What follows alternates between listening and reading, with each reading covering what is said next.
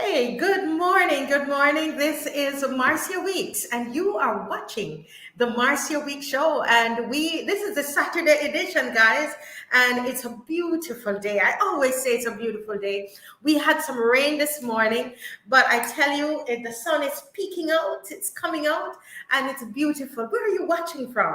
I'm sure it's beautiful from wherever you're watching from, whether you're on YouTube, wherever you are. I see Steve Moore is on already. Hey, Steve. And Steve, I'm going to put the link in the chat, and you know what? And invite you to come on in, because today we're dealing with a very, very important topic. And that's what we've been doing the entire Child's Month, which is the month of May. And we've been talking about abuse, sexual abuse of children, or even adults who were abused as children. And we're just dealing with the topic of sexual abuse. And last week we were talking with some former wards of GIS. That's a government industrial school here in Barbados, as they were telling their story of the abuse that happens in that institution. But today we are moving over to St. Vincent and the Grenadines. And guys, this is a serious, is like a Pandora box here about to be opened up today. And so you are responsible. If you're watching right now, I want you to share this link, regardless of when you're watching it, whether you're watching it live or you're watching the recording. It's important because we need to stand up together to stamp this out. All right, everybody, all of us. It's very, very important that we come together. Hi, Michelle. I see you're on. Please share this link. This is a very important link today, because what we are doing, guys, we are opening up this box, and we are saying to the Caribbean, Barbados, St. Vincent, Jamaica, listen, this is silence. We are breaking this silence. In St. Vincent, the Prime Minister is calling it a dignified silence, and we're breaking that dignified silence today. And we have with us Dr. Ashley John. And good morning, Dr. Ashley John. Good morning to you, Miss Marcia Weeks. Sorry, Mrs. It's really good to be here with you. Good to be connected to Barbados again. I guess you hear my strong Barbadian accent. Good to feel at home now. I feel at home. I see Mall 34 there in the background. It brings back memories to me. And Broad Street, yeah. So really good to be here. That's wonderful. And how long were you living in Barbados? Okay, I lived in Barbados for about 37 years, but I went back to St. Vincent and the Grenadines, where I'm actually born. I came to Barbados at 2, and I remained there until around 39. And then I came back to St. Vincent because, I did a lot of work in Barbados in terms of community development. Mm-hmm. I even had a stint on the constituency council for St. George South. And I had a pull to come back to my country to at least help, with their development, the sustainable development, particularly because I was concerned around 2009 that a number of school boys and so on was committing suicide here. And there were a lot of incidents coming out about sexual assaults and so on, and abuse of women. And these things really touched me. But my thing was that I was thinking more of intervention. Yes. How could we help these people? I mean, I know the law was there, all of that was there ready, but a civil society, what can I do to help?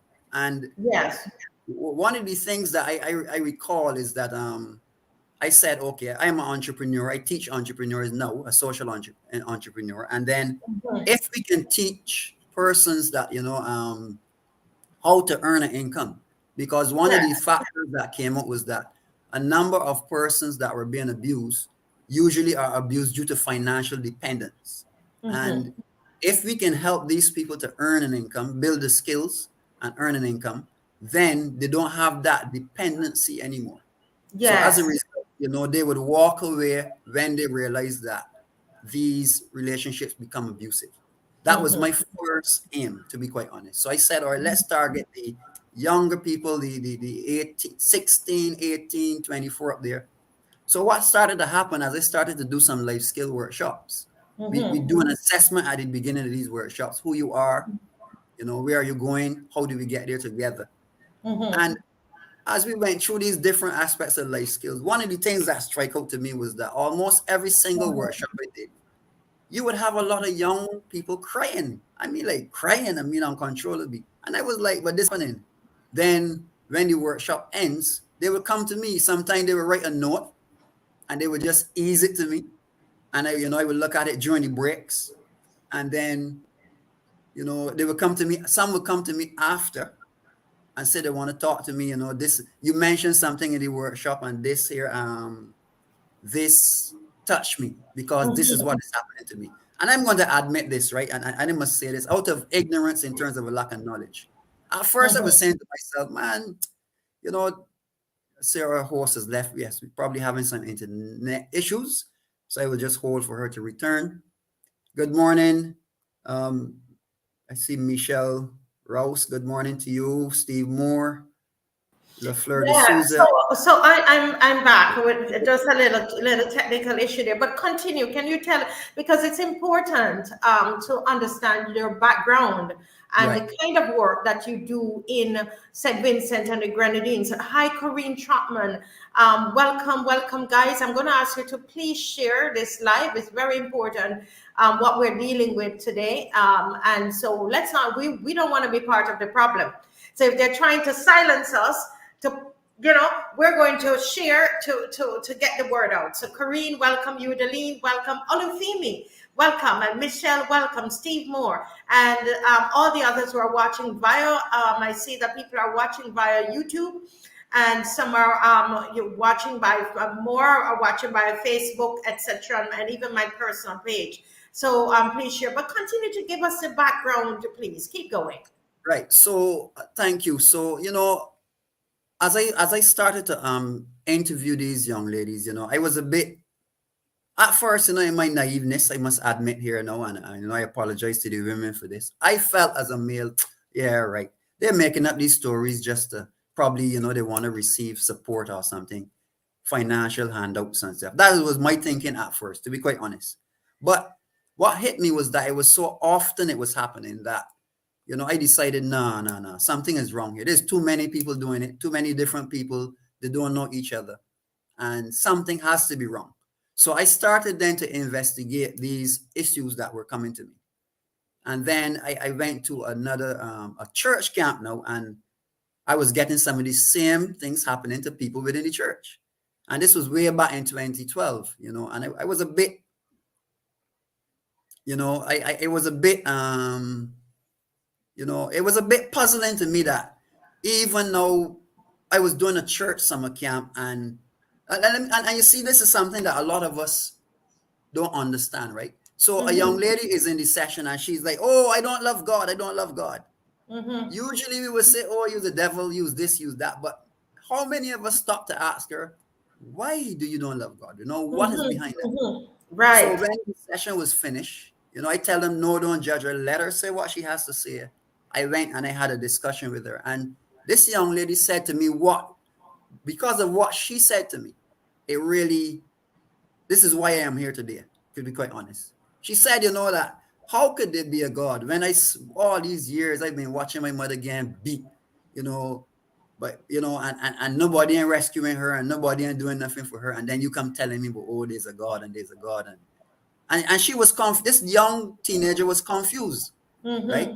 She was confused. It's not that she was saying she hate God, but she couldn't understand how a God would be there, and yet her mother having to go through all that suffering and so on, and I understood her, right? So then I realized then we have a serious problem in the country. So then I started to do my research. I even attempted to get in the system by working as a counselor. I applied, and then there was this change of law.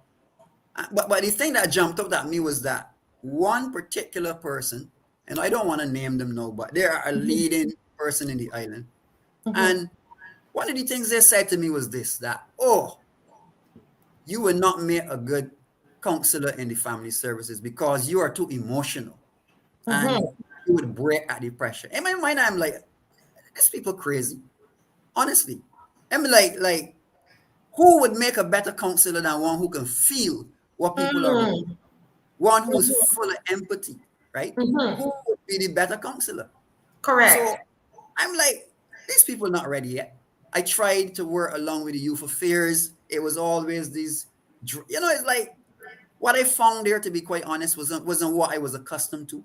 I knew it Mm-hmm. was wrong. I would admit, I even recommended to them, why don't you all look at starting a program similar to the Barbados Youth Service, to Mm-hmm. help rehabilitate some of these young people and so on. Because I was a warden there, I also worked with the summer camp program in Barbados. So I knew some of the initiatives that Barbados was using then to help the young people. And I knew some of them that were working because I was part of the process at the time. Though that I had my concerns about some of them, and you know, I would say this here.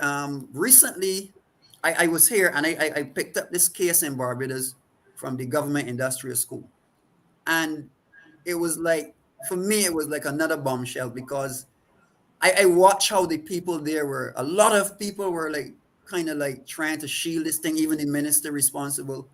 And in my mind, I'm there saying, if he only knows. If he only knows what is going on the inside of these places, he would just go and allow an investigation to happen and just shut up, to be quite honest. Mm-hmm. Because I find, see, that we, the people who are good, who are well safe, who are well protected, who are in the fine jobs and life nice for them, they always look at people's situations from their perspective. Mm-hmm. They don't switch and say, well, I might be okay, but who says that he or she is not okay? Yes. Right. I read another story with a little boy. He was given evidence in court with the case recently there with the scout camp, right? Mm-hmm. And what jumped out at me is what the attorney said while cross-examining this boy who was assaulted. It's like he's saying to this young boy, you were dreaming. This thing you're talking about was a dream. I'm putting it to you that you were dreaming. No, I followed the case, right? And when the same attorney cross-questioned his own client who was accused, right? And he said that he did something while the boy was sleeping and it was like exactly the same thing that the child was describing.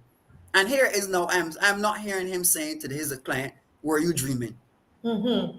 So you Mm-hmm. see, like when these incidents happen, right? We need to remove our reality and go into the reality of the persons who are Yeah, speaking. the thing that you're talking about, doctor, is we need to empathize. We need to listen. And I think as a society, we're not listening. We are quick to say that these children are telling lies. But if we even just, I'm thanking you so much for giving us that background of your in depth work in St. Vincent and the Grenadines and also in Barbados. And I want to commend you that, as a male, I'm so, I have my friend Steve Moore watching, and there is Emmanuel and Alex. I'm sure Alex, there are lots of other people who who speak up about this thing, but I want to commend the men. We have these strong African men who are taking care of the children and the young people in society. And sir, from my heart, I want to commend you for what you're doing. I listen intently to how you have structured your program, and you have educated yourself to be in a position to help these young people. Now, I have an article here, and this article is dealing with the main problems that are in St. Vincent and the Grenadines. And it's an article by Humanium, and they're talking about children's rights around the world. And so they comment on the children rights in St. Vincent and the Grenadines. And let's just scroll down to the section on child abuse. Right. And this is what it says here. Let me see if I could highlight it, because I want my listeners to see what is happening and how this actually supports what Dr. John is saying. Humanium is saying abuse, incest, and violence are widespread problems in St. Vincent and the Grenadines. Often families will allow their young girls to be taken advantage of by older men in exchange for money. Corporal punishment of children is allowed in SVG. In fact, the belief that beatings are vital in disciplining children is widespread. the laws protecting children are not well adapted. In 2012, the nation passed a law requiring that child abuse be reported. The law has not been effective, as the modality of its execution is still being developed.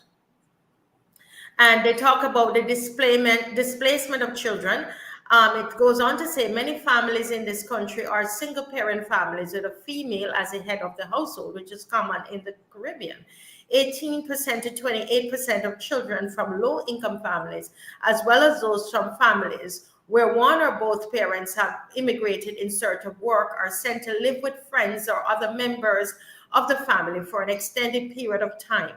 This phenomenon of child displacement often leads to neglect or violence towards children.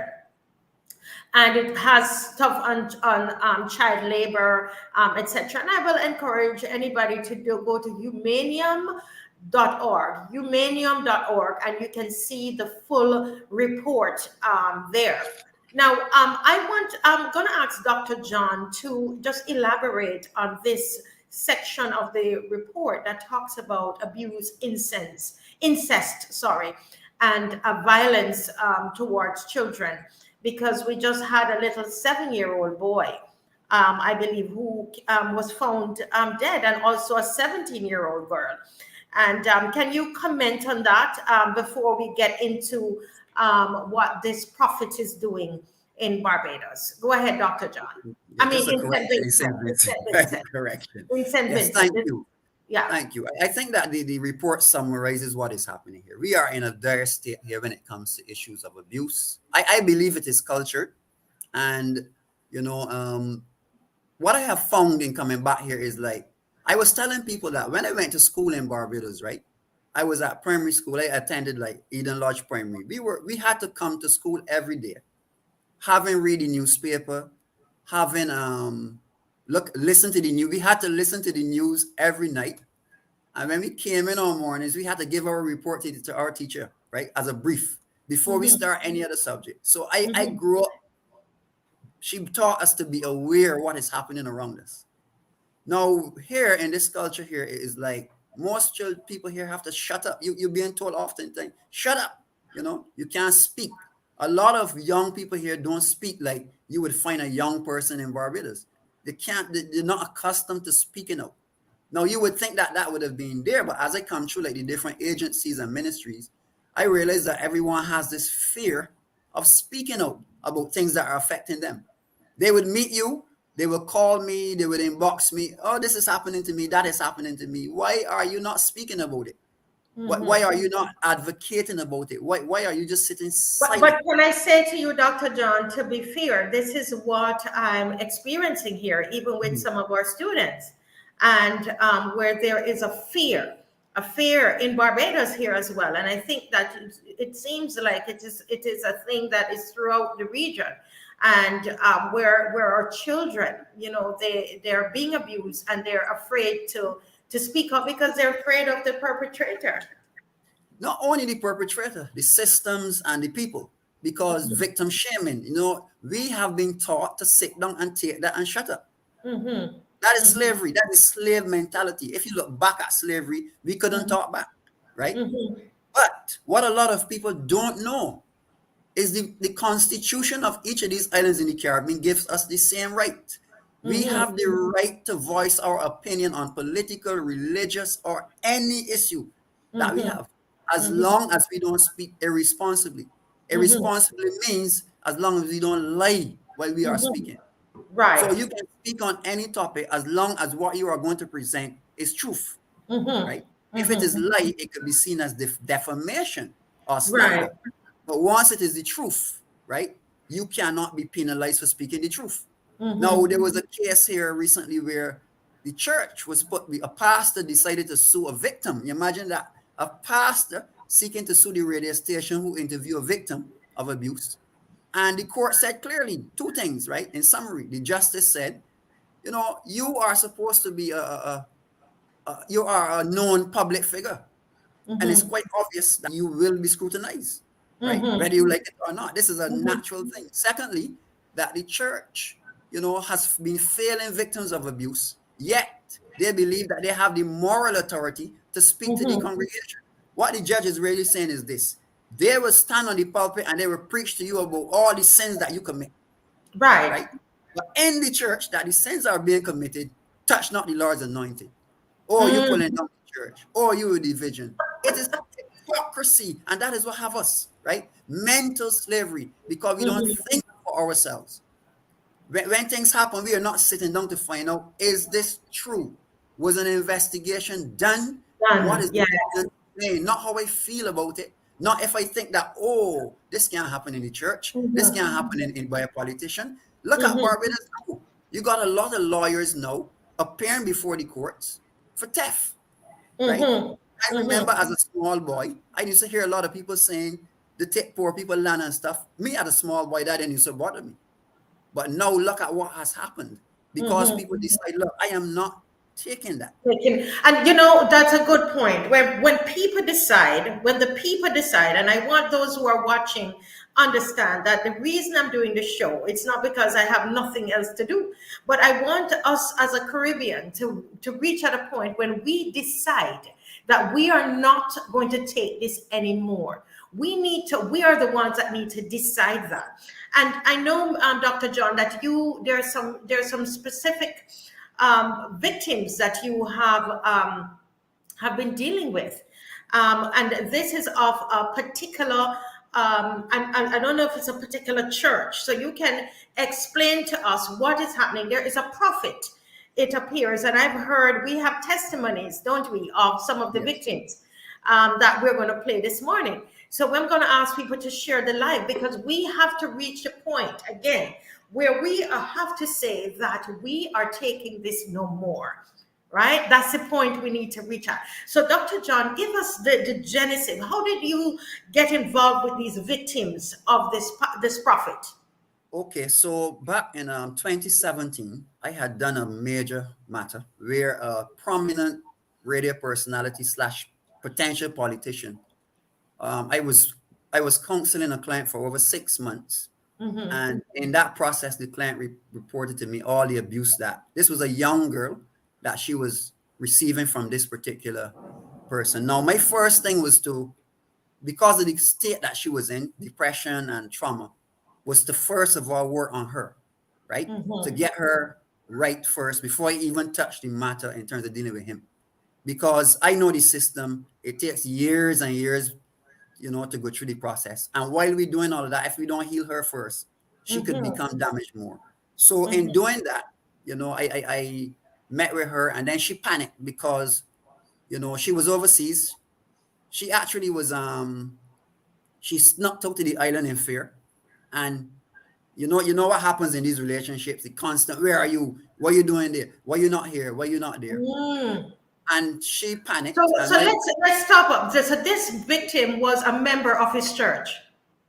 No. This is what led me to this. What led you? Okay. Yeah.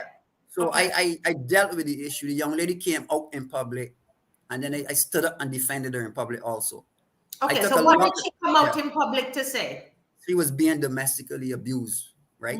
By this radio personality, a very prominent person in the island. So everybody was like, no way, she telling lies on him. She trying to pull him down. Or she trying to stop him from getting into the political position he wants to get in and so on. So because of that, it really, honestly, I receive a lot of abuse myself because of it. And I don't know why, some people will usually draw away, but to me, it energized me to do it even more because I realized the magnitude of what was happening. And then you having cases in the island, like the very prime minister himself has been accused of allegedly sexually assaulting a police officer that was on duty. You had then what had me about the matter was the way that it was handled, right? That they didn't allow for an investigation to happen. Then you had the prime minister's son being accused also of a young lady come out and say, look, I was with this man and these things happened. And as a result, she was arrested. She was sent for a psychiatric evaluation where they gave her these serious psychotic drugs. And mind you, it took Andrew Simmons, who is a Barbadian lawyer, to come down to St. Vincent to get her released from that institution. He took on the matter. He came down to St. Vincent. and he argued for her release from the institution, that it was unconstitutional to do her that, right? It was a breach of her human rights. And this was a loud outcry out there. So a lot of people then, I started to champion more issues. There was another issue where a prison, a gentleman who's working within the prison service, he's an auxiliary police officer. He's also alleged to have abused his children and family. And I Mm-hmm. took this matter on, and then it was public again. You know, there's a lot of these matters that you have to fight so hard for to get action done. Mm-hmm. Mm-hmm. Because what is happening here in this country is that a lot of these abusers are protected by Right. friends, right? Friend of friend, all kind of reasons, right? Mm-hmm. You got some, even some police officers being accused of Mm-hmm. being, committing these very acts. You would Yes. see videos appearing with police, a policeman slap off a woman in town, and nothing is done about it, right? That just died, you know. Hmm. The So commission of, you're basically saying, Dr. John, that it appears to you that this abuse in the country, whether it's sexual abuse, domestic abuse, that it is because there has been a cover up from the head. Is that right what you're through, saying? That right through the, therefore there not becomes, just the head, huh? historically, Mm-hmm. right through the system. No, but it has been obviously amplified, because now you have the leader of the country, the commissioner of police, Mm-hmm. these people being accused. Not that, I mean, come on, people would accuse anybody of anything, but there's a Mm-hmm. process that should be followed, Followed. Hmm. right? And they And are you're not saying that allowing the the process. process was not followed with the Prime Yes, Minister yes, Gonzalez and yes, his son Camilla. yes. That is where I have my difficulty. Hmm. And now it has magnified the problem, right? No, Okay. you have, like, for example, let us look at what he said to the country. He's Hmm. asked his son to maintain dignified silence. Right. Let me read it here. Okay. Let me read it here, actually. This is a picture of Prime Minister Ralph Gonzalez, where my cursor is here, and this is his son, Camilla. Right, And so Camilla has been there were allegations of abuse, okay, and so that that and cover up, right? And right. so this is what, let me just read here, um, read here what Prime Minister Gonzalez said. The Prime Minister, in one of several radio appearances he made last week, commenting on the ongoing debate, said he and his deputy, Sir Louis Straker, had advised Camilla not to comment on the developments as yet. In his radio appearance on Monday, Gonzalez said on Boom FM that he had advised his son to maintain a dignified silence. He said that Proverbs and other parts of the Bible advise from time to time that one must be wise and keep a still tongue. Okay. And this picture here is of the former model, Yogi Farrell, and it's in the newspaper, so I'm allowed to show it. I'm just, showing the newspaper article. And so this is a woman that is making the allegations, and the prime minister would not allow the son to say anything. Or I think, is it that I think the people believe he was protecting the son and speaking up instead of for the son, instead of allowing the son to address the allegations. It was alleged that this woman was, well, actually, it's not alleged. She was actually put into a mental institution. Is that right, Yes, doctor? she was. Yeah, she was sent by the magistrate for a psychiatric evaluation, because Mm-hmm, she was charged for accosting the wife of Camilo. You know, mm-hmm, and she was charged for that. mm-hmm, mm-hmm, So they sent her mm-hmm. for evaluation. Now, I want you to stick a pin there by the, you see that term there, dignified silence. Yes. Now, a lot of us, I mean, thank God for Barbados for this. A lot of us is hear these nice sounding diplomatic and tactful terms, right? But we don't take the time to find out, what does that mean? When a Mm-hmm, prime minister says, I want you to maintain dignified silence, mm-hmm, what does it mean? Now I looked up in the dictionary dignified silence, and this is what it was saying is this: like when you are dignified, you are seen as a person, of that has excelled, and Mm-hmm. Mm-hmm. you should be, not the word that the dictionary stresses on, you Mm-hmm. should be respected. A person that does well in society, they should be respected. That's dignified. Now add Mm-hmm. silence onto that, right? So what he's saying to the people, listen, this is my son. He's the minister of finance, right? He should be respected. We're not discussing that. I will Mm-hmm. maintain silence on this issue because you have to respect him. He's my son. He's the minister of finance. That is what he's saying to the country. But you see, everybody locks on to the cliche, dignified silence, without understanding what is Mm-hmm. it as a leader of a country he's actually saying to us. Correct. Now, let Correct. us remove the diplomacy that he used, because he's a well-educated man. What he's basically saying is what was being said years ago from when we were growing up.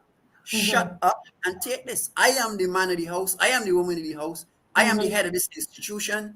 Whatever I do to you, you have to take it, and you can't go there and tell anybody Mm. about it. And so you believe that has somehow strengthened that belief in society, and so we're seeing a lot of this abuse that is running rampant in St. Vincent and the Grenadines.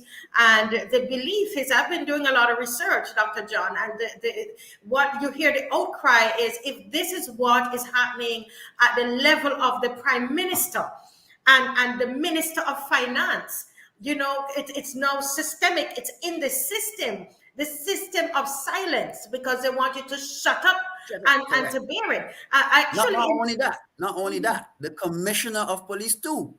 The mm, current commissioner of police has been accused of the same, wow. So we and listen. they were, We yeah. have the Minister of Finance and the Mhm. Commissioner of Police, and here I have a case I'm going to read here about the Prime Minister. Tell me about the Commissioner of Police. The commissioner of police was accused of having an affair with one of his subordinates' wife, right? Which is also a police. And because that the matter was raised, the gentleman was transferred, right? Now, WhatsApp messages were shared and so on across the media, social media, and in the media. And Mm-hmm. from reading that, right, here, what I gathered was this, and a lot of people started up saying, "Oh, then your business that is two consenting adults." While Mm-hmm. that may be true, right? In the instance where this is a commissioner of police, there are Mm-hmm. certain ethics that he's governed by, and Mm-hmm. one of those ethics that a lot of people miss is that of power parity, right? Mm-hmm. What that means is this: that because he's commissioner, he is not supposed to be involved in any subordinate that he works under, Mm-hmm. right? No, he's not the colluder or anything Right. to such behavior because of the position that he holds. And this is a position that is held in American law, English law, but when it comes to this Caribbean, it is brushed aside, right? Mm-hmm. That, oh, this don't exist. What they say to you about, consenting adult, consenting adults. All of Mm-hmm. these things that we are saying is what is causing these problems to get worse. Mm-hmm. So you Mm-hmm. have a commissioner doing this, being accused, the minister of finance being accused, the prime minister being accused, other politicians being accused. These are the lawmakers. And Wow. here's the problem, right? People will say, "Oh, you without sin cast the first stone." Mm-hmm. The thing about this that people don't understand, it is not about you without sin. It is what have you done when you have sinned, right? Mm-hmm. Have you allowed a process of investigation to say, well, you saying is not true, this body saying is Right. true. Because of your position, we need to be sure we don't have the wrong person in a position like that.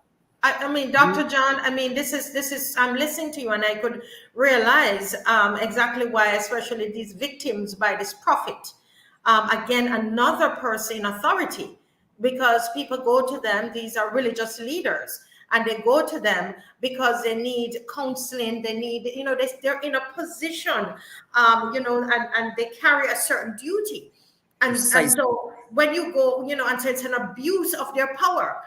No, look, and so we're gonna go into that just in a few more minutes to talk to hear from some of these victims that have Right. been sexually violated by this prophet in St. Vincent and the Grenadines.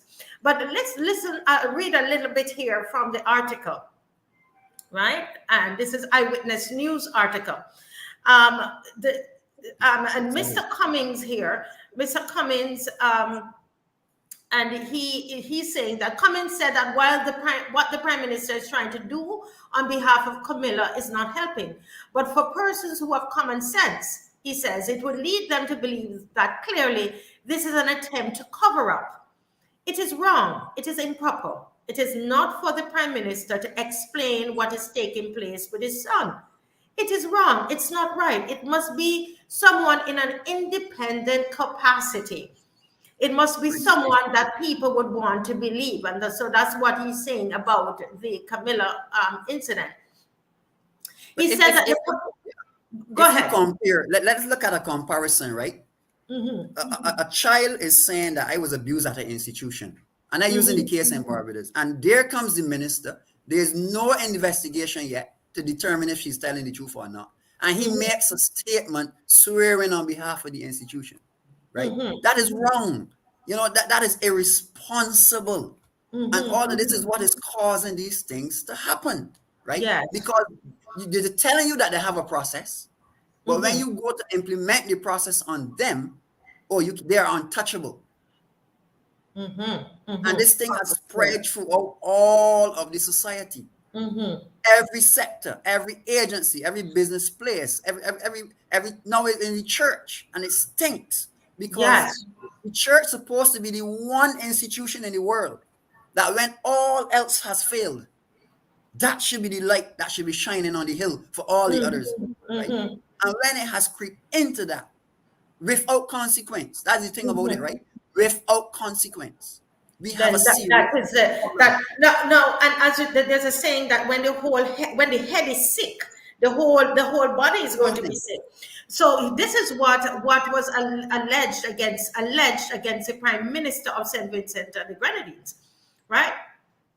The allegation is that the Prime Minister raped a policewoman. Okay, so he said the policewoman who had alleged about a decade ago, all right, that the Prime Minister had raped her, belonged to a family that were strong supporters of Gonzal's Unity Labour Party.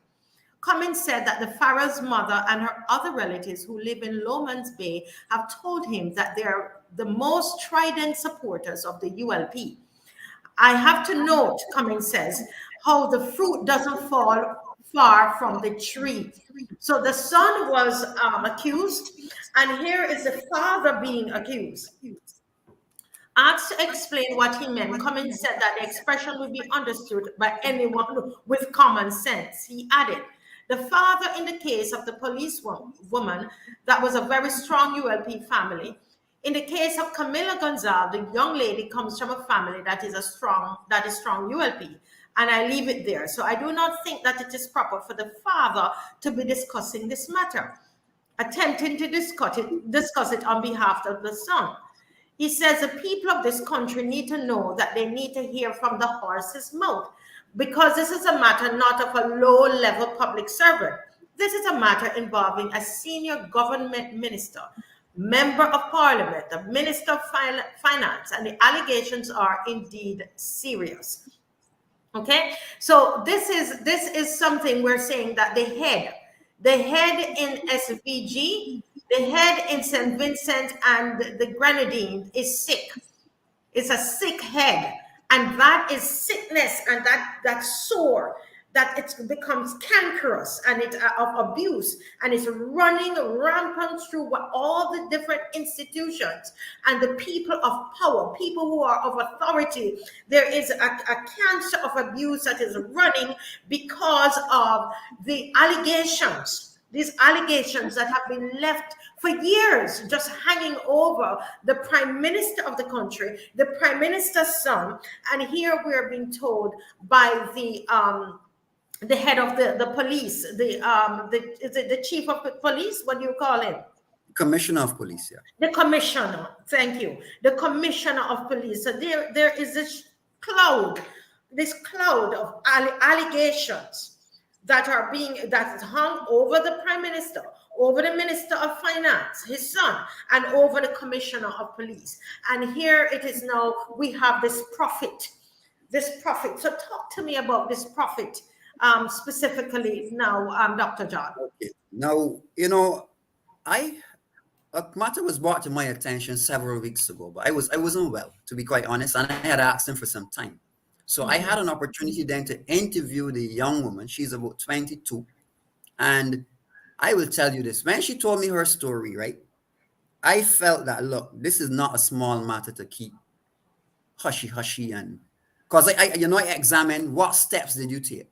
And what has been happening is that she was assaulted in January. And this matter has been back and forth, trying to get him to accept responsibility for what he did. He's very arrogant, and he believes he's untouchable, right? And so let me ask you something. Describe without, because we can't call any names on the program, right. But this is a prophet that he's been operating in SVG. Give me an average time. Give me average, because I know you can't be direct. So give me an average time that is this a young man, a middle-aged man, an older man, and how long has he been operating in SVG? It is I would say a young man. I don't know his exact age at this moment, but he's young. He has been here for quite a while. He wasn't always a prophet.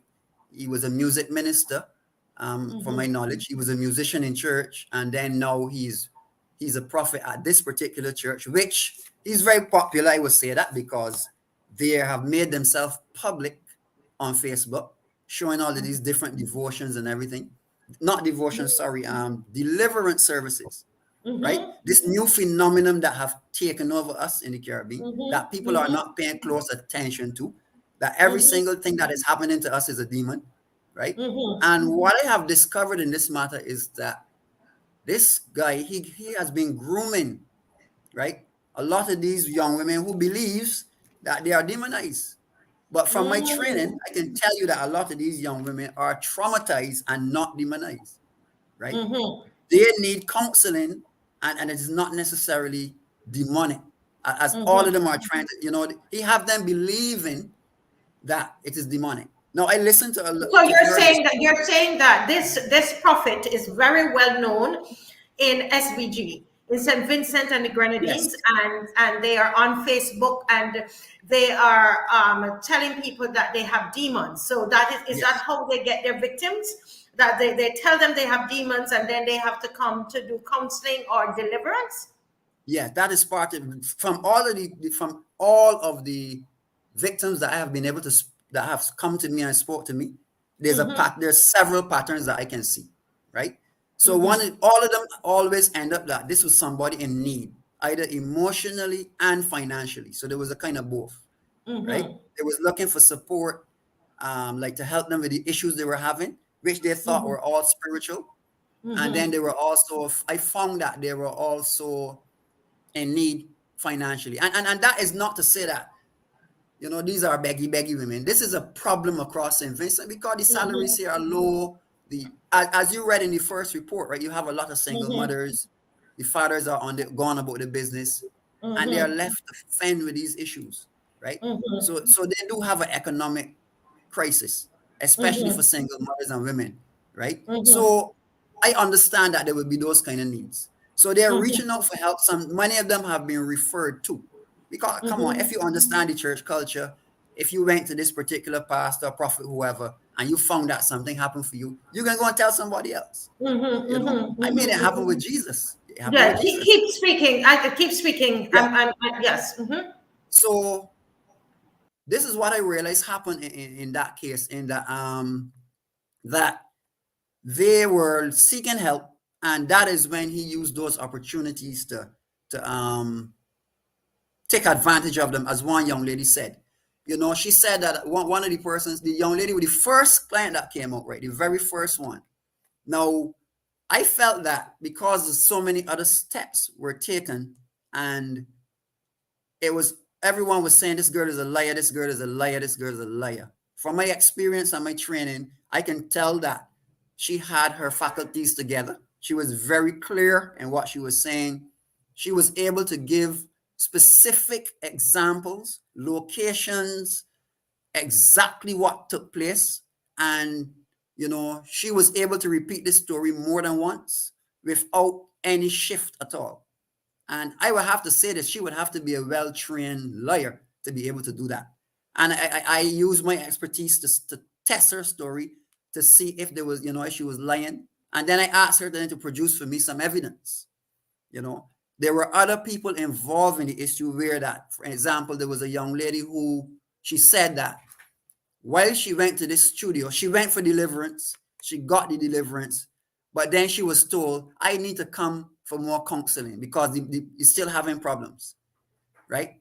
And that is why I was saying in the beginning, right? If she was properly assessed, they would have realized that her issue was not demonic, right? She's traumatized from different stuff, you understand? And, I'm not hearing you, right? So as a result, what he did, he invited her then to come to a music studio. And here's the coincidence about this. This music studio has been identified as being almost opposite the Prime Minister's residence and next, very close proximity to the police training school, right? And, what he did there to her, as she described it. And I have the interview. The full interview is on my Facebook page. It was a live. She mentioned that, he offered her stone wine for anxiety. He was telling her that what she's suffering for is anxiety. So hold a minute. So this is a prophet. This is a prophet. Yeah. And who was, caught, had the woman being delivered from demons. He's saying she has demons. And when the deliverance is not working, he said it needed more counseling. And so she goes for counseling. And what he does, he gives her stone wine for anxiety. This is this prophet. Go ahead. It's alleged, she alleged these things. And she says that he's the one who said that she had anxiety, where she's suffering from his anxiety. And the stone wine would help to cool it. Now, here's the distinct thing about what caught my attention. She said that when she drank the stone wine, she found it to be very strong, right? And the prophet is alleged to have given her water to wash it down. That is what she said. Now, people that are familiar with stone wine is made from ginger. It has a little, ginger will have a spicy taste to it, but it is not that strong. So from the time she said that, a red flag went up in my ears. And I said to myself, it appears to me, based on what she has alleged, that her drink was spiked, right? With a substance, some other substance.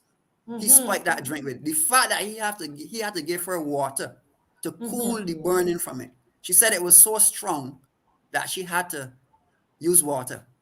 And my God. So he probably drugged her. Yes, I suspect that. I do suspect. And this prophet is still operating on Facebook. Oh, yes, he is. And still giving prophetic words and still calling women to get deliverance from demons, because that is part of his, how he draws in the victims. Yes.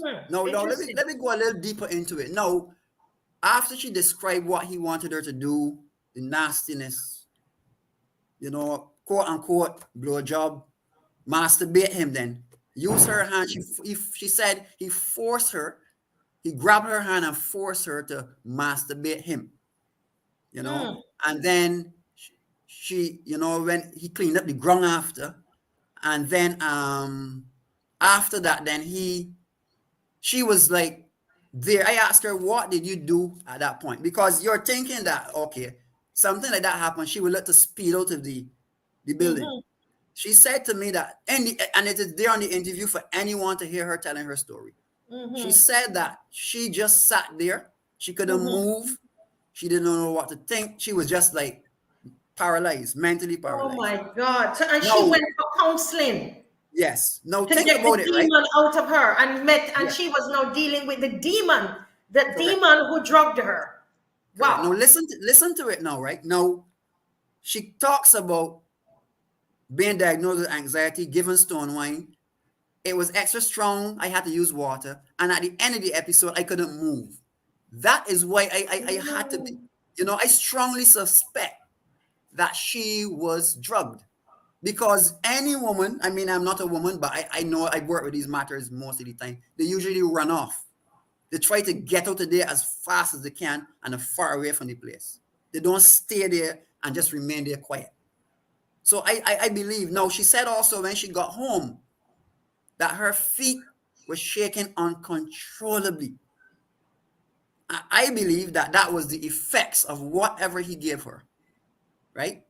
To use to subdue her in a position like that. I am of that belief based on my knowledge of this. And, Now, the mm, other thing that jumped out to me is that as a counselor myself, we are taught, and it is against the law as a counselor, to administer any form of medication. We cannot even suggest it. If we suspect that a client has issues that beyond us, we are supposed to recommend to either a psychologist for further evaluation. The psychologist would then do their assessment and they would recommend then to a psychiatrist if the need be. As a counselor by law, you are not permitted to offer anyone at all any form of medication. So right there and then, that was my number one red flag, right? We are not permitted by. So I'm asking myself, if you is a trained counselor, why did you diagnose anxiety, which we are not allowed to do? And why did you recommend something for her? Now, the matter went on, and then everybody, sorry, don't let me say everybody. A lot of people started up on this girl. The church defended it. This defended girl what? is, When you said the church defended what? What are they they are defending? still defending it to this day, that this What? girl is lying. That the There, girl is, oh my goodness. yes, there is a post on their Facebook page. What they did after, right? They went and took the copy of the deliverance service that this girl had. This was like last year, right? This assault occurred in January. She did the interview Friday, May 13th.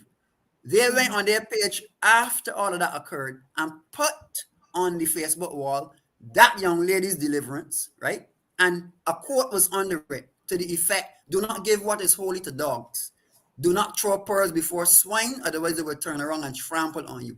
There is a note in the middle of that post that says a pastor paid her a bribe to bring down the man of God, and that is low, right? Wow. And So they, no, you wouldn't. they're now victimizing her and using the Thank you, scriptures thank to, you. Now this is a girl that came to you for deliverance and mm, counseling, and that is what you do as a church. mm. And people cannot see, right, that this is wrong. This is so wrong what he has done, right? Okay, I did not stop my advocacy. And what has happened as a result of that, right? I now have 10 other young ladies. Hold a minute. So you're saying from that one. So the one came and the church said that touch not the Lord's anointing because Yes, you're telling please. lies, and now Yes, you please. have 10 other young ladies. Oh my goodness! Continue, please. Continue. Yes. So they are saying to me, "Oh, I'm here to pull down the church. I causing division in the church. I jealous. I envious of the brother. I don't like him. I fighting him down. All ridiculous madness. And they will not look at the issue at hand. The issue is about a young lady alleging that she has been abused by a person in authority, right? All of these things about pulling down church and none of that is relevant to this matter. The issue is that there's an allegation to you and you have to answer to it. Because as a minister of the gospel, you have signed in to comply with the law of the land. Also, the church has within it disciplines from the Bible that states clearly that this should not be allowed within the church. Yeah. And you know that there are so many Christians in St. Vincent and the Grenadines and from the diaspora that has sent all kind of scriptures to lambaste me as a devil. They call him me a devil. Me. Wow. right? So A devil. the church basically is turning on you. Yeah, they have turned on me. If you see the Mm, amount of attacks that I'm getting on social media, and this young lady, my oh, God. I jealous of this man, and oh, nobody can stop what God has blessed. And I sit there in pain. And then when these other young people started to contact me, and let me give you a rundown of what the information I have, right? Just a summary. Yeah. Now, remember that the first young lady was lying. Everybody Mhm, said she was lying. She was bribed by a pastor. They mhm. said it in their own words, right? They have it posted publicly for anybody to see. Now, listen to the other persons who have come forward. These are what the other Mhm. people are saying. There was Mhm. one from Farm 1 student, meaning in St. Vincent, this student would have had to be 12 to 13 years of age at the time, right? That this same prophet took her to what is known as Fort Charlotte, which is like, one of those old war places. And he used the same technique that he used on the first girl, force her to masturbate him with his hand, right? This is the Form 1 student, okay? No, Then, guys, are you listening? If you're from St. Vincent and the Grenadines, are you listening? Are you hearing? Are you hearing what is being said here right now? I want you guys to listen. If we hear today, when you hear, you can't unhear. And I'm not about it. I'm not here trying to waste my time. Guys, correct, I need you all. Everybody who's listening, you're responsible for what you're hearing today, guys. And this abuse has to stop. This is correct, now a first farmer. A first farmer. And I'm going to stick the pictures of these two here up here because the head is sick. Because these allegations that have come up against the head of the country, his son, the commissioner of police, they have not been dealt with.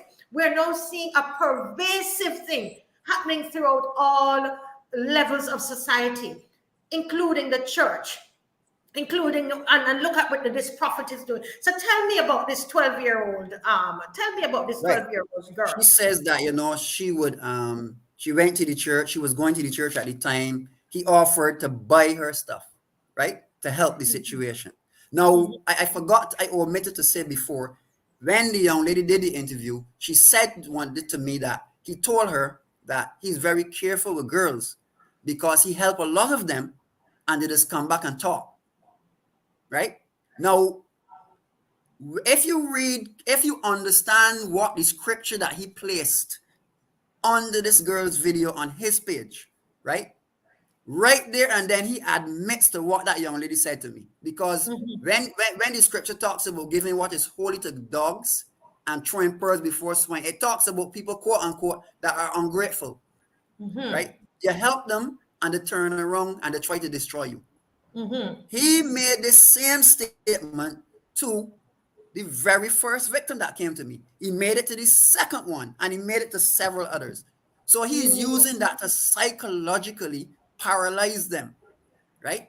So that they will get this thing like, even if this thing happens to me, you must maintain a dignified silence. It You is see, a and cultural, I'm going a culture that this prime minister mentioned that term, a yes, dignified silence. And the reason I keep putting up this picture, guys, because we have to understand that the head, if the head is sick, there seemed to be an issue with abuse in St. Vincent and the Grenadines because the allegations that have come up against the head, they have not been dealt with. And so there is that cover up mentality and a silencing of the correct, victims. correct. Continue, please. Now that is two so far, right? We have two so far. Let's go to victim number three. Hmm. It has been alleged that he also been molesting a special needs student at the time. Oh, Jesus. I'm sorry to listen. A special needs child, Yes, and he still yes, has a please. church.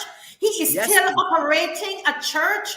Oh, He yeah. is still operating a church, and the members are talking about don't touch the Lord's anointed. Oh, yes. You mean, And did you say a special needs child? yes, I did say that. And here's the worst thing about it, right? I am as is reported to me, right? The also while this special needs child was being molested by him, at the time the stepfather, it was alleged, was also molesting her. And she reported it to her mother, and the mother would beat her till she becomes black and blue. And this is how people on the outside found out what was happening to this child. So this child was beaten to silence, a special needs child. And here's the thing about it. The person who spoke to me, I wouldn't name them, they said to me, listen, I know you may not want to believe me, but I am telling you, I am family. And if you don't believe me, come into my community with this and talk to the people without me knowing and see if it ain't true. The person dare me to do it, And they stamped the authority on it by saying, listen, I am family. They gave me specific names. I can't mention them at this stage because of the investigation, but I have that type of information. You see, and the thing about it that got me, as I said in the beginning, right? When we come out and we speak of a matter, we know that there's certain things we cannot say, right? People, before people try and wait and try and think for themselves and say, hey, this don't sound normal to me. This need an investigation. Let me wait until some more facts is available before I come to a conclusion. They already come to a conclusion because guess what? There's a man of God you're talking about. Touch not the Lord's anointed. If you speak about the man of God, well, I am telling you, God he's can come down and kill he you. gonna get touched today because we're gonna find out the name of the church. You don't have to tell me. You don't have to tell me. It's public. So we don't have to tell me, but let me tell you, we are going to help you over there in St. Vincent because we are going to stand up from over here and we're going to help you over there. All right? And this touch not the Lord's anointed business. We're going to go mash that down because we're going to touch him. Continue. I am going to address that shortly, but let me give you the incidents first, right? Yes. So now, you are victim number 3. So victim number 1 was drugged. You believe was drugged. Victim number 2 was one student. A first former. Guys, are you hearing this? A first former. The victim number 3, a special needs child. Number 4 now. Number 4. College student, a first-year college student who was taking a driving lesson, and while she was driving, it is alleged that he pushed his hand down in her pants while she was taking the driver's lesson. Right now, that's number 4. Number 5, there is a former member of his church who said to me, along with other stuff that I don't want to speak about because it's too delicate, that there was a particular incident where she was being taken to tongue by him, and she noticed that he turned off this road into the same Montrose where the studio is. And she was like, what is going on here? Why are you turning off? And he keeps saying to her, oh, what are you thinking like that? I'm not going to do you anything until she get to the studio. And then he asked her to do a photo shoot. He tried to, right? And he tried to hug her and so on. And then he was saying, oh, the photos that you give him is not enough. I want you to take off your bra, your brassiere. The prophet telling the student, the college student, to take off her bra? Oh, yeah. Folks, you hearing? In his music studio. It is alleged that he did this, right? So he has a music studio. So this prophet, yes, he does. This prophet that is operating in St. Vincent and the Grenadines has a music studio.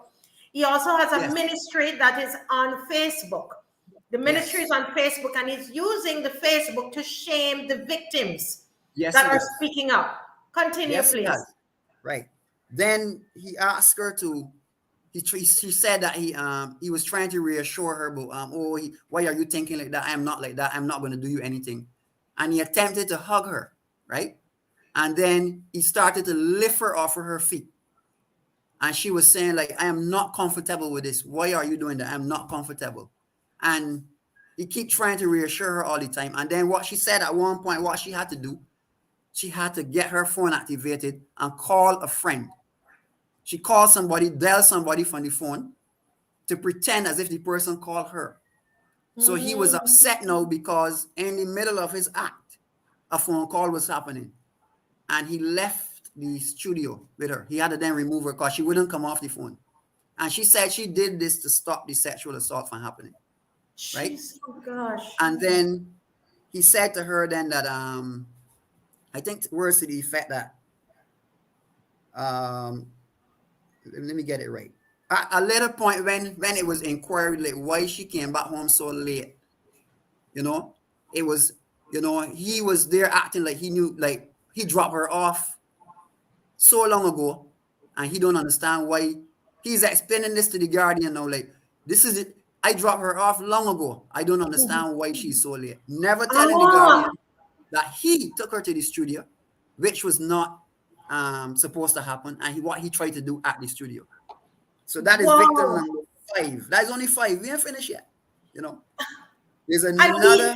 we're at victim number 5. So let's go over for those who are just joining. And if you're just joining, guys, please share this live because we can't unhear what we hear. We have to do something about this by the grace of God. Number 1, we talked to that first victim. Number 1, where you're believing the counselor here, doctor is saying he believes that person was drugged. Then there was a 12-year-old first former. Then there was the third victim who was a special needs child. I can't believe, Right. I just feel like crying here. The next one was a college student. Number 5 is a church member. Who is victim number 6? There's another young lady that says that she was taken to a remote part of the island. She does not know exactly where it was. I'm trying to now. The very first victim in her interview said that he told her about this mountain. He just go and, you know, like you got this place where you go to relax and cool off, right? So this victim now says to me that he drove her to this particular location. It was up in a mountain, and that one of the markers that she used was the SVG television station. Now, my knowledge of where that is located, it is on the peak of an area we call Dorchester Hill. It's the peak of a mountain, right? And my vivid memory of it is that when you get to that point, as you drive further off, you go to a Cat Road light. And that is exactly what she described as remembering where she was taken, right? And he attempted then, he said that he came next to her and trying all the time to drop on her, and she keep moving away, and he coming closer, and you know, he telling her, what is wrong with you, and free it yourself, you know, and she kept saying like, I don't like this, I like this, I want to go home, I want to go home, I want to go home, right? And he then eventually took her back to where he picked her up, a location, what we call the girls' high school in Kingstown. That is a very popular bus stop. So college students will use it to catch a van to go to the college and so on. So he took her back to that location, right? After attempting to sexually abuse her, right? Then we have another incident now where he used to drop school, a particular young lady to church, to a church he was attending before. And it was said to me that, you know, it's alleged that he abused her also. And So he was asked by the Guardian to drop this girl to school? he offers to do this all the time. To Right? drop, my God. Yeah. Guys, we have to, Always, by the it's in grace of fact, God, it's a we pattern. must, this person needs to be stopped.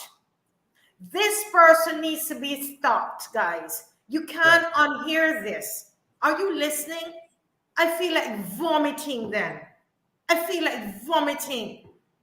This is disgusting to the stomach to hear Correct. this. Now look at this. Now you see what I have determined in a lot of these matters. There's a pattern. They always have an emotional problem that needs deliverance or counseling. They always have an economic need, right? And he's always, almost every time, offering to drop them. You Offering a understand? ride. Offering a Yes. ride. Yes. So there's certain patterns that you can see that are very similar to what the very first young lady described, right? The other thing I discovered was that in this case now, I didn't conclude the one before. Sorry about that. The young lady that was taken to Fort Charlotte, the Farm 1 student, right? Victim number two. Right. She said that it continued. He would offer her like to buy an art book and these different things. And there was one time that he was trying to hug and kiss her. She had told her family about it, right? You understand? He had told the family about it. And then she told the family about it, what was happening. And there was this particular incident now where he tried to hug and kiss her. And while he was attempting to do that, her cousin came and caught him in the act. So as a result, that entire family left the church. Oh my goodness. And So he how was old is actually, this prophet? Is this prophet married? yes, he is. Oh, he's married. Still married. With children? Oh, yeah. One daughter, I'm told. I'm told is one daughter. So he was caught by the cousin, right? And they left the church. So it was not now that people making up stories. You have people saying, listen, this man was caught, right? Now, another thing just came back to me with the first victim. She said that there's a young lady from the church who she named, and I would say S in this case, who she named as S, right? That she called her on, while he was trying to sexually assault her. She wouldn't give in. So he called the young lady on the phone and tell the young lady that she wouldn't allow him to do these things, right? And the young lady on the phone tell the young girl, what's wrong with you? Let the prophet do what he got to do. Wow. Yeah. No. She also said to me that she stopped going to the church, and the young lady sent her a message by WhatsApp saying, will you do the pastor, girl? The pastor vexed with you. He said you went and tell some pastor what he went carry his name to another pastor. And what happened to you? Why you stopped coming to the church? Now, she said to me in the interview that this was done via WhatsApp, right? She has been able to produce that exact conversation to me, showing the person's face, the person's name, the date, and the time that actual conversation took place. She has that evidence right now, right? So it is clear that she wasn't telling a lie on that one. You also, it is, I mean, if you understand investigations, it's very easy to tell that, good afternoon, it's easy to get the police to subpoena through the court a phone record of both of the phones, even though that they might change the phone or whatever, the phone record remains with the provider. And we can tell if that phone call was made or not that particular day. So that's not hard to prove. She said clearly what took place, right? And the fact that the young lady wrote back to her after she was abused to say, why you aren't coming to church? The pastor vexed with you. He said you carry your name to another pastor. The prophet vexed for you. You know, why you carry my name to another pastor? The fact that she, as a young lady, could write her and tell her that. The other thing that jumped out to me, right? If you're supposed to be a prophet, you're dealing with confidential counseling and why is members of your church knowing them type of conversations? Right? So these are some of the things, red flags that jumped out at me to determine if this girl was telling me the truth or not. Now, as I come to this other incident, right, you're going to see that there's some resemblance to it, right? Now, so we go to the other victim now with the photo shoot. The same lady that told me with the photo shoot. One of the things she described to me was this. This is the college. Is this the college student? Yeah, at the time, yeah. One of the things she said to me, as I said, I can't say everything because of the sensitiveness of it. I have to still protect her in a certain way, you know. There were some things that jumped out at me because, again, there was a pattern, right? She said to me two things that jumped out at me. One was this, that she was told by members in the church that the pastor, the prophet, was in the church making fun and saying to them, using her name, that her undergarments, in other words, her panty, does not match her dress. I'm like, wait. This You is mean in the church? in the church. Why would he even be having such conversation? What is it to do with a man if a woman's undergarment don't match her dress? Why would I even have that conversation as a man? Right? And No you were man, telling no that man. church This member. guy, this prophet somehow feels, guys, those of you who are listening, tell me if you agree with me. This prophet here, and we're using the term loosely, Yeah, this prophet, this man of God, somehow feels protected. If he can be precisely. doing these things, and he's a serial molester, a Thank you. serial sexual molester, I don't live in SVG, but I really believe it is because there is a belief that at the head, because of what has happened, it's also a spiritual thing, Dr. John, that if the allegations against the prime minister of raping people and of the son of abusing this model and all the different scandals, and they have not dealt with it, the commissioner of police, then spiritually what is happening over the country is that there is this cloud, and it's like a dark cloud that is over the country and causing this pervasive abuse in all sectors of society. And Precisely. this prophet somehow believes that he is protected. Yeah. Yeah, And because you I see, believe, yeah. because the members in the church and those who are here calling themselves Christian Mm-hmm. actually protecting him. They are cursing at me, for showing them what these young ladies are saying that is happening to them in the church. Mm-hmm. They're saying, "Oh, I trying to pull down the man of God. I envy him. I fighting him down. I don't like him. So stupid. I mean, like so much. Instead of them realizing, right, that this is wrong, and that when allegations of this come up against somebody in the church, it has to be investigated, Mm-hmm. right? It's not a matter of how I feel. A process must take place. Mm-hmm. And I'm Mm-hmm. not finished yet. I ain't tell you all of the people yet. And my stomach is turning, literally. Coming out of one single Facebook Live interview I did with this young lady on Friday, May 13th. Wow. You see, they lambasted this girl and said she was lying and she was paid a Mm-hmm. bribe. So you're telling me now that all 10 of these people were bribed? Mm-hmm. And Mm. that what this, so when he realized that he come up with this foolishness about what there's a $1 million hit on his life, so they want to kill him now, Ah. and that the country under some kind of thing to get seriously attacked. I say, you see what they do? He distracting the people from the issue and putting fear. Oh, so he's now beginning to prophesy about the country, that the country is going to because As a guys, detractor. Yes. Now let us continue, right?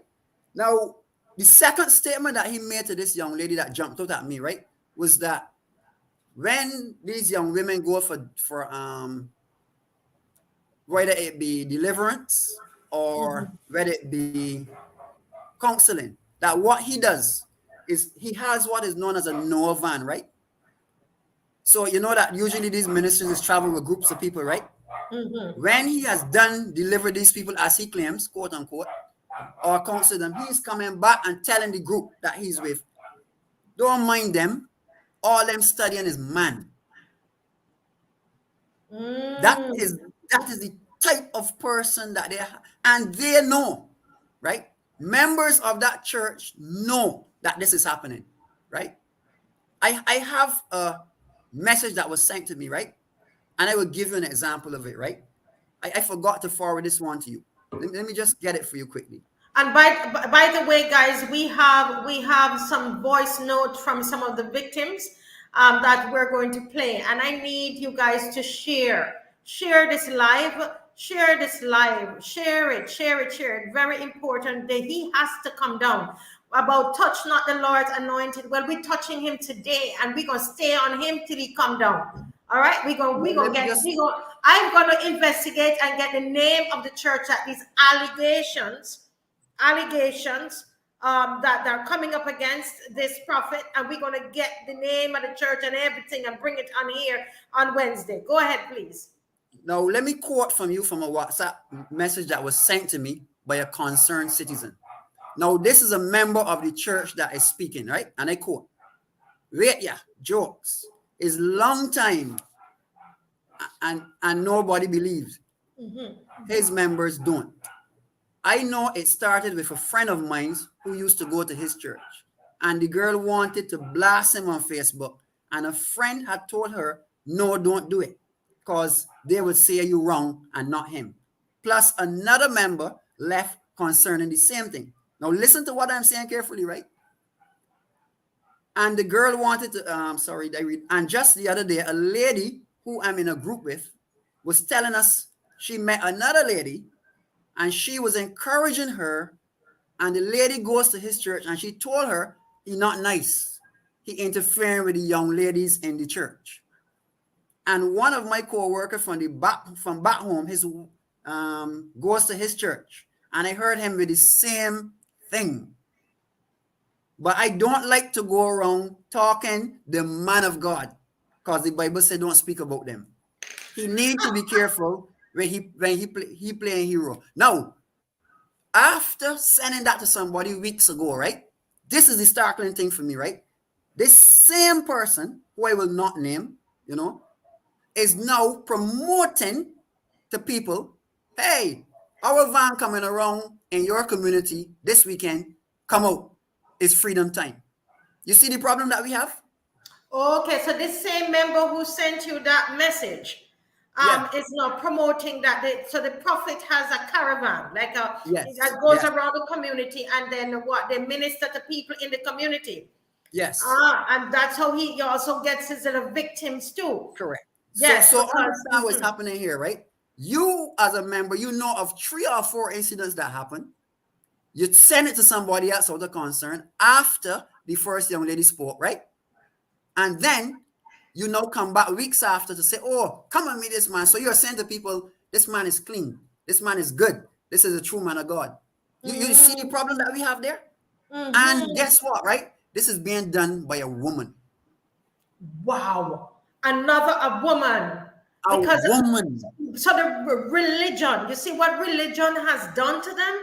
Religion has done this to them and made them believe that, for example, a show like this, God's judgment is going to come down on us because we're pleased. That's a nasty man. He's no prophet. He's a nasty, dirty man that needs deliverance, and he needs to be locked up. Huh? No, he's not anointed of God. Anointed where? He's nasty. Exactly. Go ahead. Now, there's another incident with a young lady that was going to the church where now, when she relayed what happened to her mother, the mother flew back to St. Vincent from the diaspora to get, to come home to be there for her daughter. And he was a family friend, right? And he came to the property and telling the mother how he's sorry and let bygones be bygones. And the mother chased him off of her property and left the church, the entire family. Yet, right, we have members of this church swearing for this man. When you have a cousin caught him, a mother saying, look, get off of my property. I can't believe you would do something like this to my daughter, right? And people swearing for this man that he's a true man of God. And these things happen. When the first young lady spoke, she's a liar. But yet you got all of these other incidents with such specifics, right? Specifics. It's not like a copycat story that you hear, oh yeah, you do me that too in the box. You do me that too in the tree. They are giving you specific locations, times, and they're telling you from the beginning of the incident, everything. Correct. I mean, unless that we got young women in St. Vincent that are really dishonest liars. Right? And so many of them. Precisely. And none of them know each other, right? Because they didn't disclose any information to either one, right? They will have to be really good liars to come wrong with so many different stories. And not only that, they have produced evidence. So, while the church is out there swearing, right? Fortunately for us, one of the young ladies who was taken to the studio, she recorded a video in the studio at this very time that she was in the studio. And we have that in our evidence. Wow. Wow. So they're swearing for him. It never happened. But she has proof to say, look, I was in there. Look, me here. Look, he is there. This was the day it happened. And you know the thing about it, right? is that you can see the video is not dated today. So you can't say she make it up, right? Right, Because you know that exactly. these things keep an invisible link in the program and that people don't even notice. So I can tell if somebody sent me a picture that was photoshopped today or whatever. I just have to do the properties of the picture and it will tell you if this photo is original, if the video is original or whatever. Exactly, People exactly. they don't understand technology, right? You can't fool people like that so easy. And even in the midst of all of that, people are still defending this man, right? You understand me? And calling me the worst things ever, And right? With he so still has much, the caravan is still going around. How oh yeah, often the caravan goes around? I am not sure, but I know it is in the community this weekend from what I saw from the advertisement. So And you know what is sad for me? even this I am a weekend, man, right? I even am this a man. weekend, the caravan is going around. In is it a particular community or it's throughout St. Vincent? Yes, it is. Yeah, it's going to no. This particular community is it was named Clear Valley. Yeah, the Clear Valley area. Yeah, Vincentians will know what I mean by that Clear Valley So the area Clare on the Valley lower. area, if you're listening and Yeah, you're from St. Vincent, the van, this caravan with this prophet has is going to be going into the Clare Valley area. The people in that community need to stop him. You don't need to hurt him to stop him, but you need to come out and let him know that the caravan cannot run in here because what he is doing is picking up victims, guys. That's precisely. what this is He all goes about. around looking for them. You see, he's looking for them, and they don't understand because you see they are not trained in counseling. They don't understand grooming. They don't understand. He's using like one of the young ladies said that a friend introduced her, right? The first young lady said a friend is calling her to tell her allow him to do these things. He's always using other young ladies to groom the other young ladies, right? And that is what they don't understand. They might think that, all right, but this is my peer. So, you know, my peer could probably she knows it, but he's using them to groom the others, to draw them in. He's very Right. smart in what he's doing. You understand? And a lot of people don't even understand the techniques of abusers, right? That is what they do, right? That is what they do. And then, you know, and there are people who have called me to say, listen, even because I share every day when a new victim comes to me, I just give a little snippet of it. People have called me with reliable information and say to me, listen, I have others. A male. Here's the funny thing about this thing, right? Women are online cursing at me. Women. Men calling me and saying, Ashley, I commend for what you have done. Because I've had these concerns about him for a very long time. Men commending me for taking a stand and women cursing at me. You see that Right? because And then one of the persons that called me said to me, listen, I know what was told to me. Now that I think back listening to this girl, there's about 10 other people that you don't even know about yet that had already spoken to me in the past about what he did. So if we add the numbers, we're talking about 10 plus 10 so far, that's 20. Right? This man is a serial sexual molester, exploiter, and abuser. He's serial. This is something been going on years. This is not from a no start. and he has been he's going to be, guys, in the Clare Valley. This caravan is going in the Clare Valley community this weekend, pushing this prophetic and deliverance thing that he's using, and to get victims. All right, and this is not of God, and I don't want anybody on here to believe that because he's saying he's a man of God that you're afraid to speak out and so on. That's religion. Crush it, crush that bit of religion that's not of God, and expose him. Okay, expose him. There's nothing wrong with that, and there's nothing bad that is going to happen to you. That's a lie. That's a lie. It's not. Correct. It's not of God. Yes. Go ahead, I want to address that before we finish the program, right? But just let me go into this now. Coming out of this one young lady story, remember the date, huh? February 13th, this very month, we have about 10 plus 10 The other 10 I can't speak to because I don't have the details of the information, right? And there's another person who spoke to me who said there are some people who approach them also with different stories. So I suspect somewhere within the region of 25 or more victims.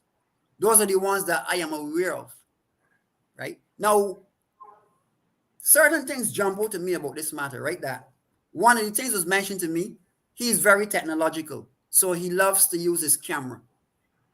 One victim identified to me, about these cameras in this place. Two, this photo shoot thing, he does photos with you, right? And then this use of the studio, which more than one person identified. Another person said to me, I wasn't assaulted, but yes, I was taken to this studio too for a session. I'm like, why are you taking people into a music studio? That is not conducive to counseling, right? When you're counseling people, the environment must be conducive to counseling. There are certain things that have to be in place when you're counseling people. You can't just counsel people in any room that you feel like, right? The room must carry a certain ambience, and it must be within a certain setting. Things like private. You don't want people to identify people coming to the place, etc. There are certain things that you have to camouflage when you're counseling. And you see, because people are not aware of these things, it looks normal to them, but it's not normal, right? And I dare to question, and I hope that in the investigation that he has to prove that he has been certified as a counselor. Because if he is certified as a counselor, he has breached, number one, trust, and two, he has breached the law and as a counselor offering someone, as is alleged, alcoholic beverage. The second, another victim said to me that he offered her marijuana, we're known as weed, for her Hold a minute. stress. So this prophet that the church, that these people are using the scripture to say, touch not the Lord's anointed, don't say anything bad against the man of God, has offered his victims that he's supposed to be counseling marijuana and stone wine. And stone wine. Yeah. Folks, and that doesn't ring. No. And he's still operating. He will be in Clear Valley with his caravan, his prophetic caravan. It will be driving through Clear Valley this weekend. And are you going to sit down and allow that? Well, you see, as I tell you, if you go back to the root of our discussion, our people have been cultured with dignified silence. Remember, he is the man of God, as they say. Touch not him. He has to be respected. You can't talk about him. When it comes to him, you have to maintain dignified silence. It is the same thing. Now, I want to take I listened to all that they said. I gave examples of how rape was dealt with in the Bible, because a lot of people believe that the Bible encouraged rape. That is a lie. The Bible never has encouraged rape. But before you go, because I want you to talk about that, because I know that is very important, because you need to crush the lies that's out there, what is causing the silence, right? But let's hear from some of these victims. Let's play some. I'm going to try to do that because I'm not in the right place now, but we're going to try to get some done, and you can set up some as well. Okay. Okay, go ahead. So we're going to attempt to try to show to play some of these today. All right. So it really hurts me to see what this man's doing, and that is why I'm saying this, because I'm like, they're taking advantage of young girls when they're in the most vulnerable state. That is so wicked and dangerous. How can you do that to people? They're already mashed up. They're already coming to you for help, and you're taking advantage of them, putting them in a worse state than they already are. Been molested by him like those other girls, like those other women, but I was molested. From primary school, I was molested, and when my parents took it to the police, they said that they did not have enough evidence. So I know what it feels. And people turning the victims and they crucify them like if it was their fault. And it really hurts me. It really hurts me. It hurts my heart to see what this man is doing. It is really not a good thing. And I think people need to stand up because the more that people stay quiet is the more he gets to abuse more and more people. Here is another victim. Okay, for my experience, I was offered a ride into town, and I even on the one day I eventually saw the vehicle make a wrong turn, going up into the Montreal Saga Heights area. I started to question it, and I asked him, "Where are we going? Why are we going? I have things to do. I have to get to town for such and such time, etc." And the only response I got was, "That's okay. Don't worry about it. I need some time with you as well." And that made me feel really uncomfortable. But there's not much that I could have done in that position. It was only me in the vehicle with him, and I'm in an area that I don't know. I'm not fully affiliated with the area.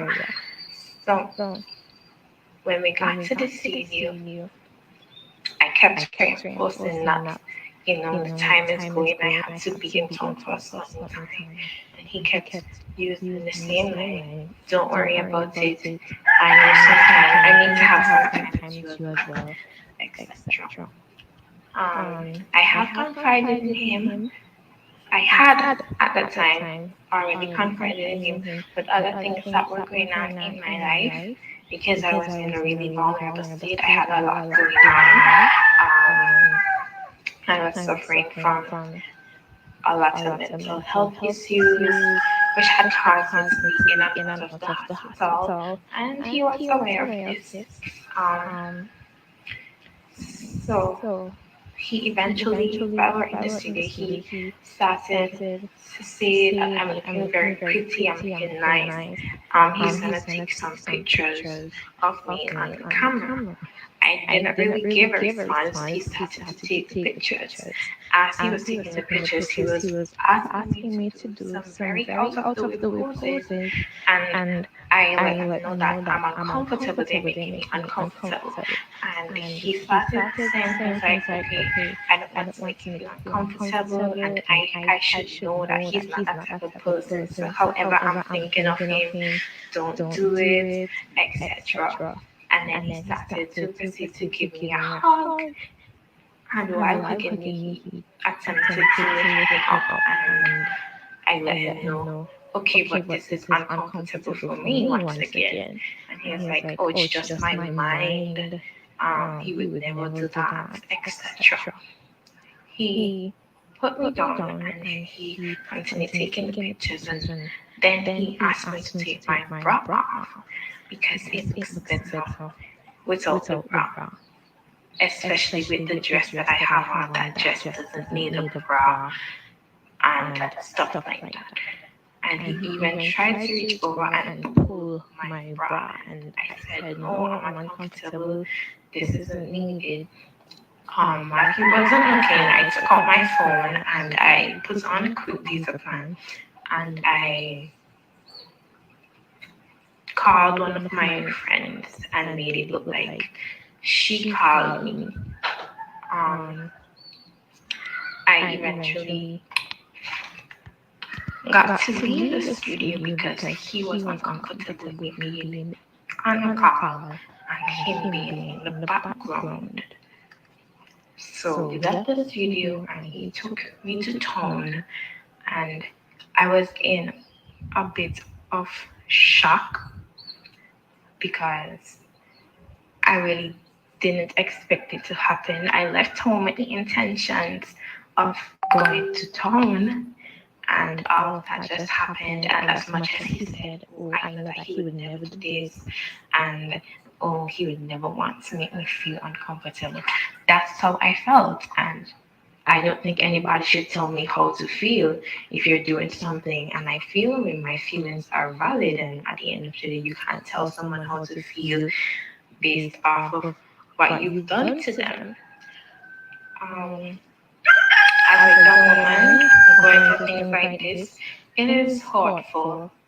It's hurtful in a way that these are the people who are supposed to protect you, and the people who are supposed to tell you to watch out for people like that And it's just not right that the ones that we're supposed to be expected to feel safe around make us feel the most uncomfortable. And even from a biblical aspect, the Bible instructs us to encourage each other and build one another up. And this is us breaking each other down, and especially taking advantage of people who are seeking your help in trying to build themselves up and get back on their own 2 feet. And as a man who their role is to provide and protect and lead and act as the head, it is so disheartening to see that they're doing the complete opposite. And not only doing the complete opposite, they're doing it intentionally and with a good subconscious to know that this is what I am doing to her.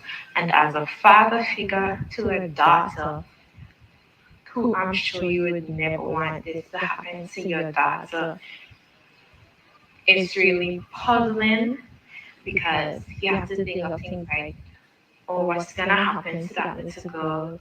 Is this happening to her too? Will it happen in the future? Because if you're supposed to see us as your daughter and sister in Christ, then and you're doing this to us, then who are we to put limits to what else you might do? Um, it took me some time to get over what was done, but thankfully I did. Even going back through the events in my head, it's my heart is racing. It's so clear and distinct in my mind, but I'm grateful that time has allowed me to not fully heal, but heal enough that I can speak on it. And I really hope that something is done. Oh my Lord, my Lord. That's the college student and so eloquent and with so much details, and people are still saying that they're telling lies. Listen to this other victim. So far, I have sent 2. Right? Here we go again. I'm just trying to find them. So Yeah. Um, he was trying to hug me and give me a kiss one time. Maybe something like that. He tried to do when my cousin caught him. I didn't because, to be honest, it's not like they were gonna believe, even though that's why my mom stopped going to church also, and me. I don't know if my aunt stopped going because of that reason, but it's not like nobody in the church would believe because apparently everybody in the church still does go to his church where he normally do where he recently preached. So he been preaching all them time. He was the pastor in the church. After been preaching all them time. It's not like, and people can be like, oh, she young, she don't know what she doing, she don't know what she's saying and stuff like that. And I mean, what happening to the young lady now, and they're bashing her. I don't want them to because listen, Queen's Drive people know the kind of person I am, and then I quick to answer anything. So if you tell me something, if I say something, if I speak up against something and you tell me something out the way you're trying to say you're not believing or something, I'm going to curse you. So I was trying to avoid that. So the best I did it was to tell my family. To be honest, I really don't really want. I really don't want to walk down this road because it happened like a long time ago. Since I was going secondary school now, I'm 20 years old. I was going 21. I already have a kid. I really don't want to walk down this road, but I don't think people should be bashing a young lady against his nastiness he's doing because it's happened to me already, and I told my mom, I told my aunts until he got caught. So I don't really think it's a good thing for people to bashing a young lady. I actually believe her. Freed, I did. I do believe her. oh my Lord, my goodness, guys, this is Woo! This is so much details, guys. So many. I wonder if people were actually listening to those. I tell you, this is pervasive, and this man believes that he can get away with it. Listen to those young ladies, innocent young ladies who, went to him. He's supposed to be a man of God. He's supposed to be a man of God, and this is what he was doing. Dr. John, where do we go from here? I'll be honest with you. Every time I listen to these things, I mean, it just made water run up. I'm a man, and I tell you, I have daughters, see, and I don't like to, it hurts.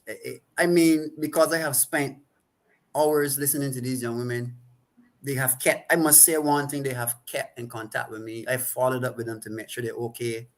The fact that I knew that this thing was going public and it would impact them in some form, but it is part Yes. of the healing process, that you have to, you can't keep this thing in you, right? This would give them nervous breakdowns and so on. And you have to get them to let it out of this system, right? And, people want this to deal with in secret and secret. No. Now, you asked a significant question, right? Now, I have dealt with many incidents, right? I went to the police myself with parents, and I'll be honest with you. I recently told the commissioner of police directly in an interview with him on a regional program that I have lost confidence in the Royal St. Vincent Grenadines Police Force. I have. And there's no one can make me change my mind on that unless I see them operate in a different manner. There are too many incidents that I have had to deal with, even from abuse. I remember a couple of years ago, I was called in to some grandparents asked me to help with the deviant behavior of their granddaughters. They were 14 at the time. And, as I investigated the root, what was happening to them, these young ladies revealed to me a nasty, terrible sex ring that was going on, where that you got young ladies going to school in town, right? And at lunchtime, they're leaving their secondary school and going to a house in Greenhill where they are being gang raped, right? And you got people setting up, like, they got these two spots in St. Vincent that people see it as nice time. We call it by the girls' high school bus stop and by KFC in Arnesville, right? In this investigation that I did, these two areas are being used as grooming ground for sexual assault for a lot. This is why you see in a lot of these young schoolgirls hanging around that areas, right? Because they are being sexually exploited and molested, right? I went to the police with videos, Facebook messages, show all the plans that was made. I went to the police with photos. You're talking about a school child being videotaped, masturbating a man, performing oral sex. And I took this evidence to the police, to the CID at the time. A woman who was in charge of CID, she reviewed the evidence. And to this day, not a single thing was done about it. When I send women to report incidents of abuse, this is what's happening to the women when they arrive at the stations. The policemen are saying to them, "Give me your number. I want to come by you tonight." The women are terrified to even go forward and report the cases. And I had them record these things. What is happening when you go to the station? Record it. Don't let them know. Put your phone and record and walk in. Let me hear it. So you're saying that when the women go to report this, abuse that's happening to them, the police is trying to get in their hands? Yes, they are doing it. And the slighting the matters. Oh, man, that's a small scene, man. I can go and talk to him about it. They're not dealing with it according to the act, right? The act states that, number one, you should protect the victim. That's what the act states, right? Protect that victim. Remove them, secure them, right? Get the perpetrator. They're not doing that. Everything is a small scene. Everything is a small scene. You know why? Because they're nasty the same. A lot of them. If you look within the crowds, right, where these people are congregating, these young school girls. Police is in the middle of that, and they don't see that as a problem. I know in Barbados, when I was there going to school, you couldn't do that. The police would come and remove you. They would chase you and send you home, make you catch the bus, make you catch a van and go home. Well, I know that for sure. I'm I telling don't you, know now, right but now, then, there are lots of change in Barbados, and because we're hearing from people, and we're in a lot of the instances, the police is also part of that. You know, I remember it's a different thing, but someone was bootlegging my movies. And when I went to the police station, the police was in a room watching my movies, the bootleg movies. They were also engaging in it. So yeah, so it's happening here in Barbados as well. this is a plague, man. And that is the problem, right? So women now are scared to go to them. They can't go to they can't go to the church. They're scared. They can't go to the people around because everybody telling them they are liars, or you can't say that because of dignified silence. They can't go to most people. And I would say this, I am not defending, but having worked with some of the people in the family services, some of the counselors, which most are women, right? I will tell you this in all honesty and fairness to them, right? I have seen from my eyes, a lot of these women in these positions, they are terrified. I was dealing with a case, and the counselor, the family, the child protection officer, while we are on the scene, that lady was shaking. Wow. She was terrified. Why is she so terrified? The system isn't backing her up as it's supposed to. You see, remember that as she has the legislative power to have the police move in and do what it has to do.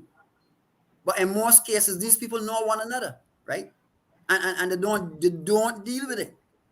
I can tell you that they don't deal with these matters. And it has to be done in a non-political way. You can't bring politics in this. This is a situation where you can't bring politics in.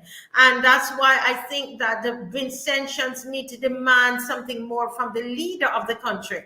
Because if allegations are being brought against the leader that has not been dealt with, you know, and against his son, and against the commissioner of police in a non-partisan way, St. Vincent, you have to deal with this issue in a it can't be because you're pushing that because, you know, you're from another political party. You can't bring politics in this.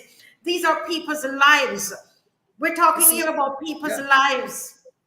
You see, at the heel of what you just said, right? When the prime minister was accused, instead of they allowing an investigation, what they did, they've garnered a great rally against saying that I'm talking about thousands of Vincentians rallied saying that the prime minister is right, don't trouble him. Thousands, including thousands of women in this very St. Vincent, rallied with him to say, this police is a liar. What he did, this is my prime minister, don't touch him. Now, after all of that happened, I might got the timing mixed up because I wasn't here then. After all of that happened, he made a statement. And this is what he said. He gave her a reassuring kiss. Telling me what a prime minister in his I'm talking about the office of a prime minister that is guided by so much ethics, right? Why should he even make a statement like that and get away with it? He gave her a reassuring. You see, he's very good. He's very good with using words. He's talking about having a dignified silence, and then and then talking about giving a woman a reassuring kiss. Why did he a kiss to reassure you? And guys, even if you're from a different, I don't know the name of all the political parties. This should not be used. Even like with the opposition, should not take things like this and use it, you know, to their advantage. We're talking about people's lives. It should be dealt with in a non-partisan way. And the prime minister, because you got to clean up the head. You have to clean up the head. If you're serious about this, the head has to be cleaned up in a non-partisan way, not in a way where you're going to use this as a political football. Now, there's a comment there from Alphine Simmons that said, no one said the prime minister was right, doing it as a great thing. When you hold a rally, a woman has accused somebody of sexually assaulting them, and you hold a rally in support of the person accused, aren't you saying to them that they are right? Tell me, I don't know. I might be foolish, so tell me. That is the message that you're saying. The fact that they had thousands of people attending this rally in his favor says that he's right, that she's wrong, she's lying. You had is a silencing of the victim. You had one. Exactly. You have this one victim, and you have this huge rally. And remember his position. He's a prime minister. It's an allegation. We understand that it's an allegation, but it should follow the process, the due process. The legal process needed to be followed, and that legal process was impeded, and that's the thing. And we have to look at it from a non-partisan position. The opposition should not use it as a political football, and those who are in the same party as the prime minister should not use it to protect the prime minister either, or the minister of finance, or the commissioner of police, or this prophet. No, I don't want Alfine to think this is to her personally. I just use her comment as an example. What we're trying to get out here is that the bigger picture, right? In that when we as citizens do things like that, that is the message that is sent. For example, as a prime minister, he should have been asked, there should have been an inquiry into his actions, right? Because he holds such a serious position. As the commissioner of police, the same. As the minister of finance, the same. You cannot have people in these offices and accusations like that are surfacing against them, and you do not allow an investigation, whether it proves that it is true, whether it proves that it is not true. There is a process, a due process that should happen, because you have to look at what are the implications for the rule of law across the island. Correct. And that is what I believe is the problem. A lot of these police, I believe, throw their hands in the air and say, why should I even bother my head? When let me give an example, right? There was an auxiliary police officer. He was charged by a senior superintendent for assaulting a victim that accused him of abuse of her and the children. He was charged because he went to a children's home, right? A children's home in the country that was being used to protect children, and he assaulted this woman, right? She had witnesses. He was charged by the senior superintendent of police. You know what happened? One of the assistant commissioner of police said to the senior superintendent, who gave you the authority to charge this police officer? Not that he assaulted a woman, not that he's accused and alleged to have been abusing this woman forever, but who gave you the authority to charge him? So when you see what has happened, these matters now, because they are not providing that protection, they are not following the rule of law. People can say, well, if you can get away with it, I can get away with it too. And the part that breaks my heart the most is that this thing has creeped into the church.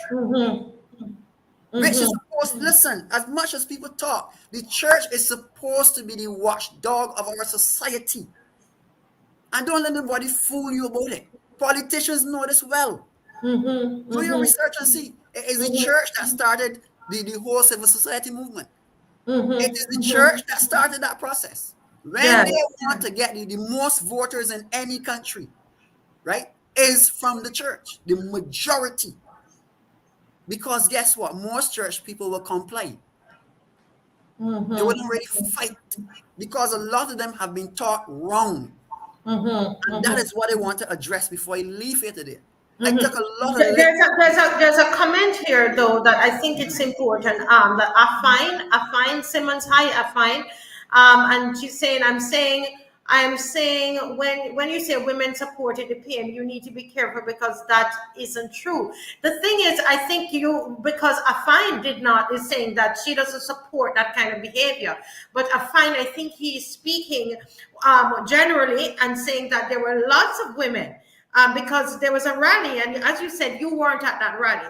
The truth of the matter is that it's an allegation against the prime minister. It's an allegation against his son. These are allegations against the commissioner of police and allegations against his prophet. And I think what Dr. John is saying is that everyone should be allowed to go through the process, the investigative process. process should happen. And that did not happen for the Prime Minister, not for his son, not for the Commissioner of Police, and probably won't happen for the Prophet. And so there is what he's saying is that there is a system here that is a systemic abuse that is here, and a pattern is the word I'm looking for. And that pattern is a dangerous pattern, because nobody is saying that the allegations against the Prime Minister was true, that he did rape the girl. The point is that was the process of investigation, did that process occur? And I think that is what Mr. John is saying. And that is what they're. You see, what I have recognized in this country is that is what they don't get. Everything here they say now is a 9 days talk. They just talk about it and then it dies away. Nobody is following through with the process. Even what I am doing here right now, I have women calling me on my phone and boxing me, telling me, shut up, Ashley, leave that. One woman said, leave that sexual abuse shit alone. I had to say to her, listen, sexual abuse is not shit. A woman, and I'm a man. Wow. You don't know the amount of taunting I getting because of what I am doing here. Women calling me and telling me, shut up. Enough of that now. Enough of that now. Leave that alone. How could I leave that alone after hearing from all of these victims? And I am told that there are even more that haven't come out yet. People have the details. Nobody is saying anything. Everybody keeping it nice and hide, but they're coming to me. They're only coming to me now after this young lady spoke. But they knew all along. They knew, and nothing was done about it to stop this man. But now it is looked like Ashley John is the villain. He pulling down St. Vincent. He pulling down this man. He's the worst. Not that you got 10 young ladies who hear crying. You hear the voices. You heard their voices, the pain in these young ladies' voices. Huh? You heard it. Crying out and saying, oh God, I didn't need help, and this is what happened to me. I don't want this to happen to another young lady. That is what I want people to zoom in on. Forget about me. This has nothing to do with me. You know, Dr. John, I'm going to, and we have gone over the time, but this is so important, right? I'm going to give 15 minutes for people from, are you from SVG? I'll give you priority. Anybody can come in, please. But the link, I'm putting the link here, but I'm going to give those from St. Vincent and the Grenadines. The link, you can get the link from the YouTube channel. In the comment section, you're going to see the link, or you can get it from the Marcia Weeks show. You won't get it from my personal Facebook page. But if you go to the Marcia Weeks show, right, and I'm saying you can see the link there. And if you're from SVG, come in. I want to hear your thoughts about this. And you know, I know Steve is looking for the link as well. The link is right there in the chat. Go to the Marcia Week show, and you will find it, or go to the YouTube page, and you will find it. Okay. And I agree. I mean, Alfine is saying that she doesn't see you as a villain, that she applauds you because she has 3 daughters. I understand what Alfine is saying, but I think that we need to be able to also understand the seriousness of what, as the allegations against the Prime Minister, that those allegations that have not been brought through the legal process. And I am not part of any political party in St. Vincent. And so, you know, I don't have any issues here. I'm not trying to bring down a particular political party. In fact, I do not think that this issue needs to be a political issue, not even the one in Barbados. I am not blaming any political party for what's happening in Barbados at the GIS. I believe these kinds of issues should not be used politically. But the Prime Minister impeded justice.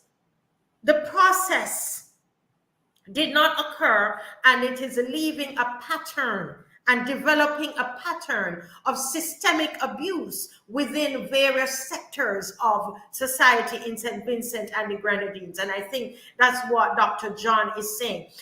Anybody, the link, can you see the link, guys? Anybody's seen the link there on the YouTube page? Can you see the link on the YouTube page or on the Marcia Weeks page? And you can come right in. In the meantime, I know you wanted to set straight those Christians who believe that what you're doing is sacrilegious, those Christians who believe that you're speaking against God in calling out this this man who's calling himself a prophet, who is a predator, he is a sexual predator that is terrorizing the young women of St. Vincent and the Grenadines. So I want you to speak to the church. Go ahead, and why they need to turn these men over to the authorities. I'm glad you stopped there. Let me say this, right? I too have my concerns before I go to the church with how the matters are being handled with from a, let me say the word, not politics, but from a bipartisan political position. Mm-hmm. Because what people are not understanding is this, right? There are abusers among all of us, right? Abuse cannot be an issue that you choose when and when not to speak on it, to do something about it. That process must go across the board. This is one of the other problems that I'm finding in St. Vincent, because even as I have had to deal with some matters, some of the opposition hierarchy came up too. And I found that when I speak to these people, I get bashed, I get beat down. But when the government do it, they are the ones that champion, right? Justice for all. But when it happening in their corner, right, I am being beaten down. I cannot do it. I can't do it. I will not do it. You understand what I'm saying? I will not do it, right? And that is where's the problem. Because when we do things like that, we make the problem increase more. Mm-hmm. Because we're hiding some is discriminatory, right? And I told this to the commissioner of police that I find that how they do matters here is discriminatory, because you're picking and choosing what to deal with, right? There's a young lady that was killed recently here in St. Vincent, 17 years of age, right? She was found in a bag folded. The autopsy said that her throat was slit and she has what appears to be wounds from a sharp object, meaning stabs. A 17-year-old young woman, right? You got, I can name so many incidents that are, look at her there, yeah, that is her, Precious, right? They just found her there just in the same May, this very May. This young lady was found folded in a bag with a throat slit and stab wounds, right? This young woman, right? This just happened in this very May. This is last year. This happening now. Before her, we had a family court counselor who was found in her car dead, right? Which also appears to be stab wounds, right? And while that they have arrested somebody for her and the trial is on, you can see what is happening. There's a young boy, 7 years old, found in a car dead a couple of days ago. The autopsy says it's inconclusive. They can't even tell how he died. And if you go through if you look at the statistics coming out of the family services, it is alarming. It is extremely high. If you go down to the High Court and you look at the court list, you will see the number of people that are charged with sexually assaulting people. Young children, young girls, mostly. Most of the time it's young girls. It is a cultural thing that has spread. I have a daughter in St. Vincent, right? I have a daughter here, and I'm scared of for what could happen to her. Every minute I gotta be checking to make sure she's okay. I'm scared. Not frightened, but just the thought of what could happen to her. Suppose I'm not there with her. And people think that this is a joke. Women here are terrified. Women in St. Vincent are terrified. They live in fear, right? They're scared to even come out and talk. This problem here is huge. And I want to address this church, right? I got before you go, I'm going to let you do that last. Steve, thank you for being on. We have to make the comments really short today because I was hoping to get some more from St. Vincent to come on. Go ahead, Steve. Yes, I would say that this sexual abuse is not a culture thing. It's being programmed into our psyche. And a lot of our people are numb to what's going on. They're numb to life. They're numb to everything that we should be proud about in terms of life and so on. A lot of our people have been trained to hate their own life, trained to hate their own self. So why would we stand up for one another? We wouldn't do it. We're not doing it. And that's the scary thing about our people all over the world. It's not only in St. Vincent and Barbados. It's not in Jamaica only. It's not in Guyana. It's Caribbean, Africa, all over, even here in England. All right. So we got to identify these problems and call out these people and keep calling out these people and stand up for what is right. This man of God that a lot of these people are talking about is a man of God. They better wake up and realize there's no such word as God. Gold, what it is, gold, opium and diamonds or whatever. That's the word they call it. A lot of us need to wake up. I'm not going against the church, but there's a lot of people in the church who are using the church to do things that are wrong. That's all I would say for now, Marcia. Yes, Steve, thank you so much. And your country, Steve is one of those men who are standing up for the young girls over here in Barbados from the GIS. And I every week I commend these men because I mean it from my heart. Because these men kept this issue on social media. Emmanuel Barelia, Alex Mitchell, and Steve Moore, right? The ones that I know. And there's another guy that comes on every week, and I'm looking for his name.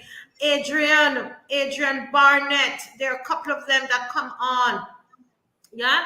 And they keep, and women too, but I'm singling out the men. I'm singling out the men. And here we have a man here, Dr. John, that is doing the same for St. Vincent. And I just thank you all. And it makes us feel like there's hope. Marcia, one thing yes. Before I go, right?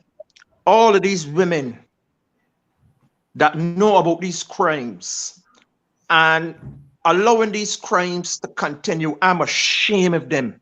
I'm ashamed of our women that look like me. I'm ashamed because none of them is stepping forward to help to sort this problem out. And it means some of the children is actually their own daughters. This is how disgusting it is. And I'm calling out women now. I'm going to call them out because none of them have got the guts. They're like, why are they having that slave mentality when they know it's wrong? I'm calling out women in the Caribbean today. I'm calling them out. Thank you, Steve. Thank you. Thank you. Go ahead, Dr. John, with your final words to the church. No, I have sat down and I have listened to a lot of people talk about pulling down the church, about division, about the man of God, pulling down the man of God, all of these nice sounding cliches, about peace even. And I sat there and I said, you know, it's sad that so many people who claim that they are Christians don't even know the word of God. Because you know why? As Steve said, thank you for your comment, Steve. They have been taught by deceiving spirits, right? And it is amazing that we can have a chapter in the Bible that deals strictly with sexual immorality in the church. And Christians will come and telling me in their argument about their holiness, touch not the Lord's anointed, do his prophets no harm. And there is one entire chapter in the Bible dedicated to sexual immorality, not in the public, in the church. 1 Corinthians chapter 5, right? And Paul, all the Christians of this age quotes as the great apostle, as all of them want to mimic, Paul addressed sexual immorality in the church, not morality in the street. He said in the church.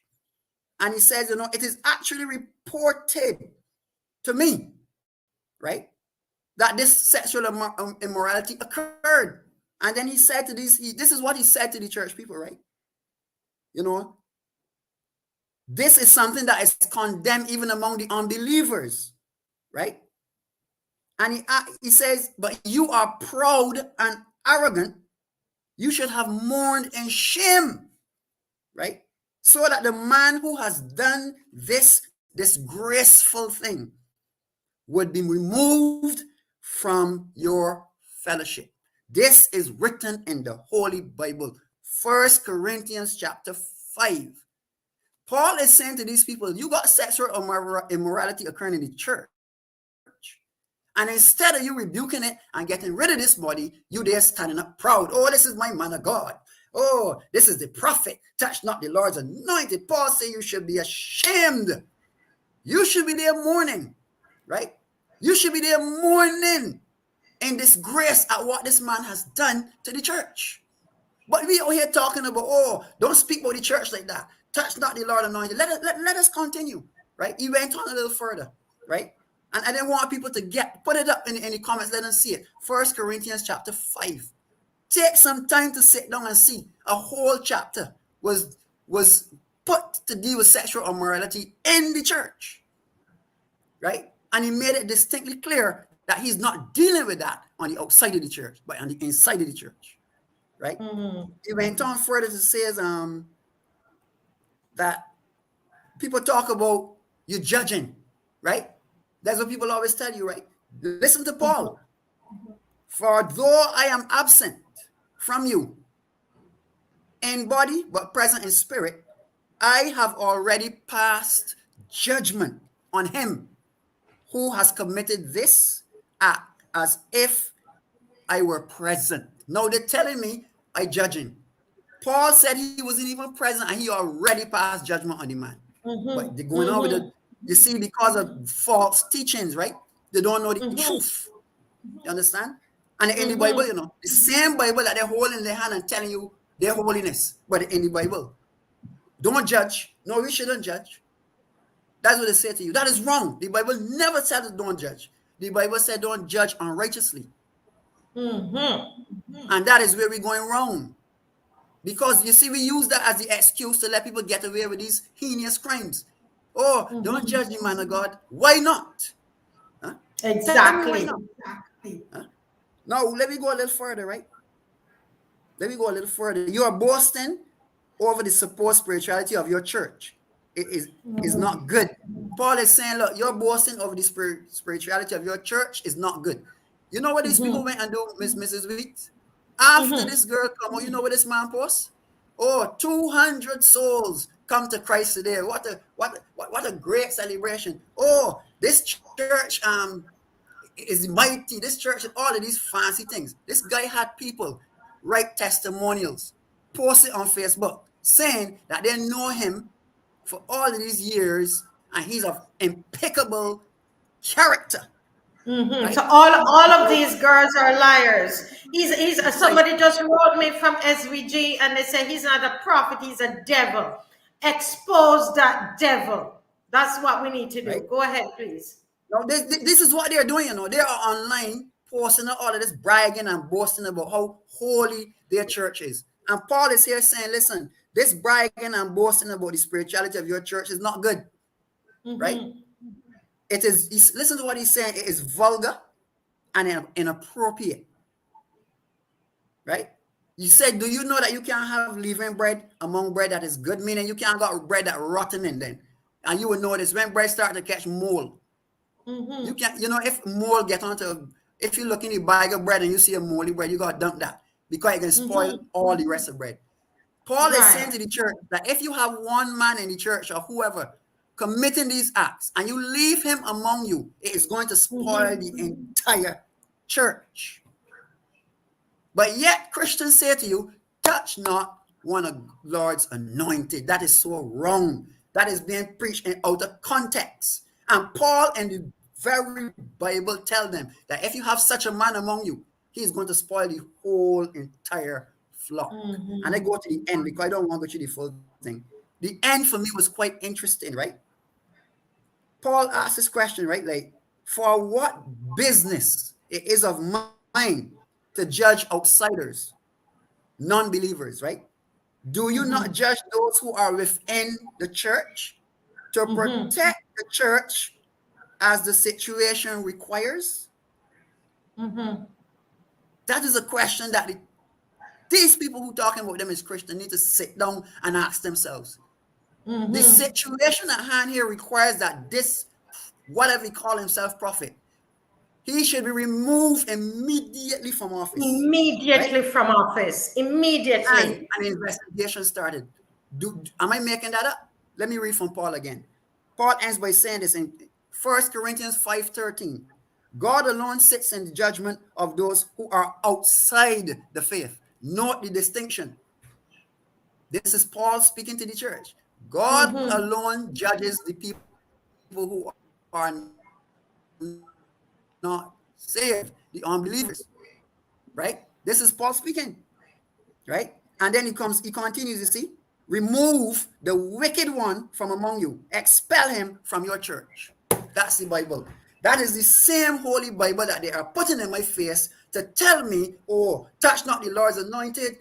You're pulling down the church. You're dividing the church. You're hating on the church. This is from the same Bible that I quoting from. 1 Corinthians chapter 5. Paul says, remove the evil one from among you. Expel him from your church for sexual immorality. Oh, Father, help us. Help us. And these people bashing. And look at what you're saying. And Smiley Bascom here, I suspect is from St. Vincent. Smiley. He's saying, while all you speak in them in Indian, they baptize in dozens. This is what is happening. Understand something about this thing. Do not let numbers fool you. Many are called, but few are chosen. My God. Broad is the gate and wide is the way, but narrow is the gate that few find. Do not be fooled. You see, there's truth. People think that because they see a large mega church operating and a large that it is truth. That is not so here. The Bible says few every single time. It has nothing to do with a crowd. A lot of people get carried away because a lot of people go. A lot of these people go because why? They are deceived by these spirits that tickle the ear, that make them feel good. Listen, go and look at what he is putting up on Facebook. A lot of gossip. Or the demon saying this and the demon saying that about this pastor. That should never happen.